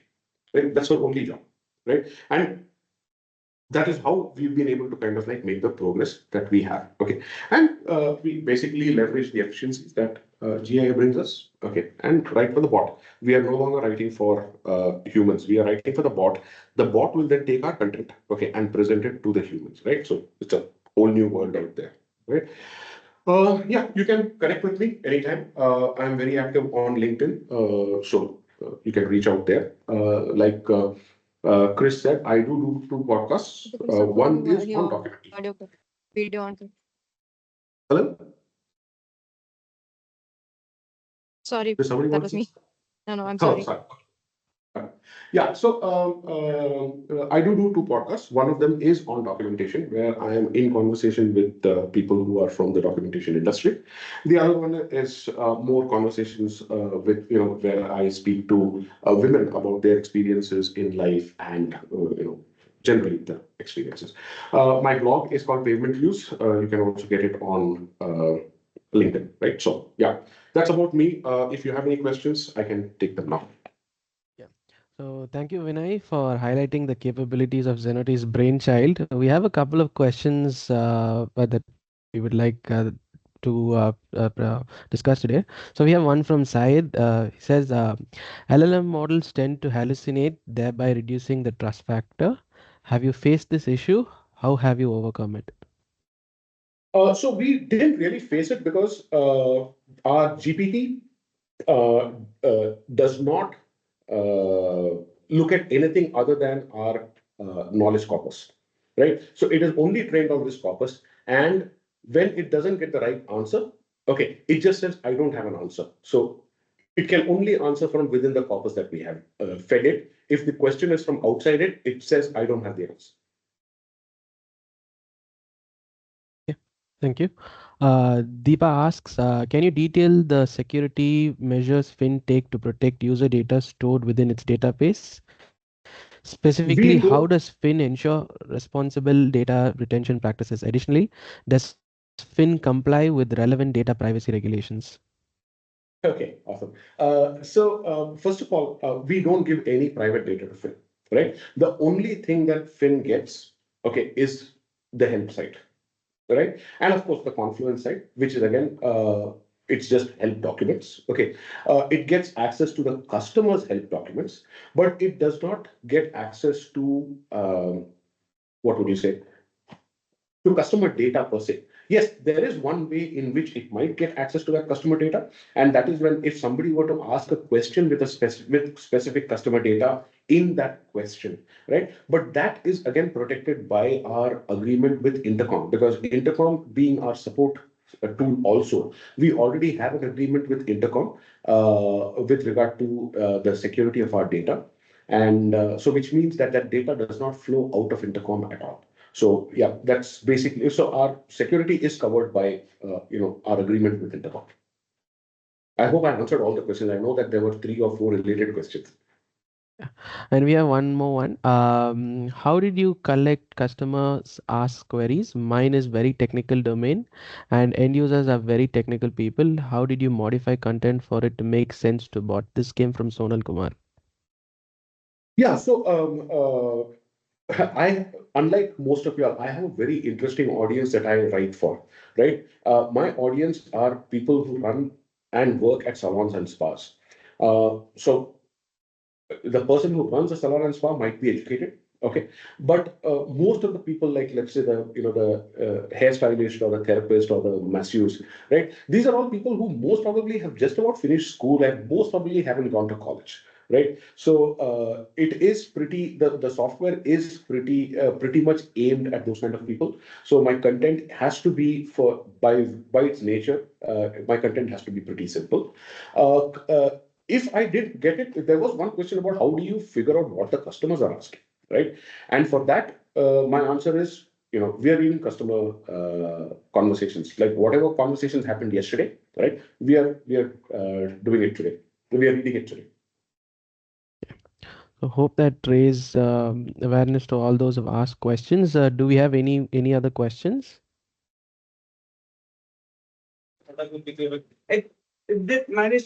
Thank you, Christian. Thank you, Thank you. Vinay, for such an amazing presentation. You are a very great and engaging orator. So, thank you for all those insights that you have given all of us. I'm pretty sure that uh, it will help a lot of people who are attending this conference and people who go through the recording. So, thanks a lot. And I apologize for missing to mention you in the start. So, please. Okay, so we are towards the end of our AI fair. So during the registration, we had asked all of you to share if you have worked on any sorts of AI or have you worked using GPT or AI. So we had a lot many inputs from a lot many people who I am displaying. I hope you can see my screen. I'm displaying on my screen right now. So there was Shobit who has used internal GPT to create initial drafts of new features in our software. Likewise, we have Priya who has used GitHub Copilot chat. Then we have Pinjal, who is saying that yes to draft case studies and technical white papers, marketing brochures. Shweta says that she has used AI extensively. She has experimented with automating the conversion of plain and well-structured text from MS Word into ASCII files using prompts. Amazing.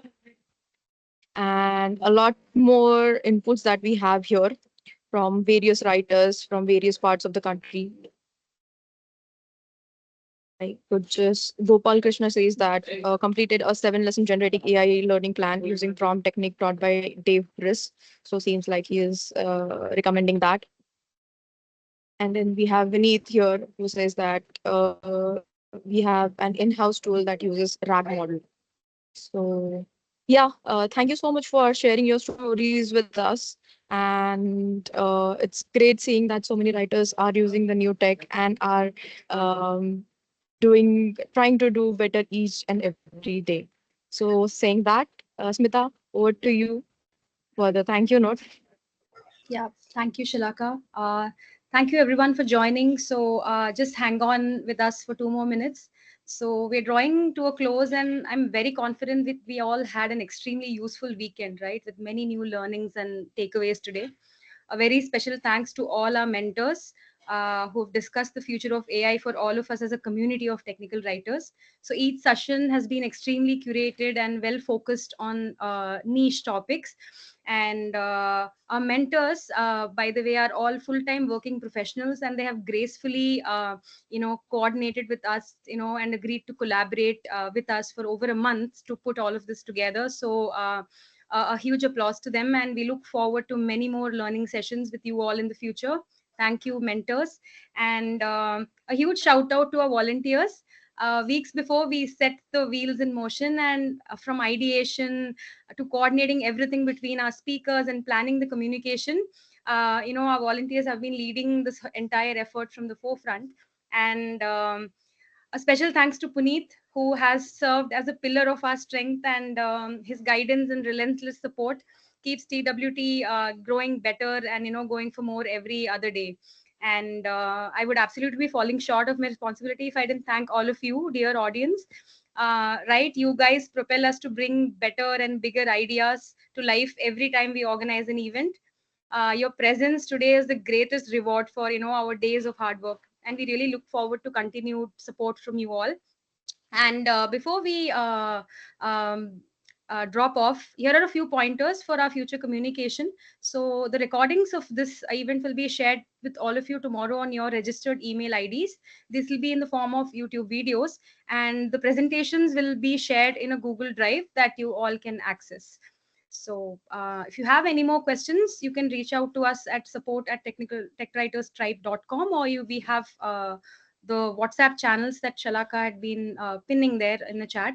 So do get in touch and share your feedback also with us. Yeah, over to you, Shalaka. That's the end of it. Thank you everyone for joining. We can drop off. One second.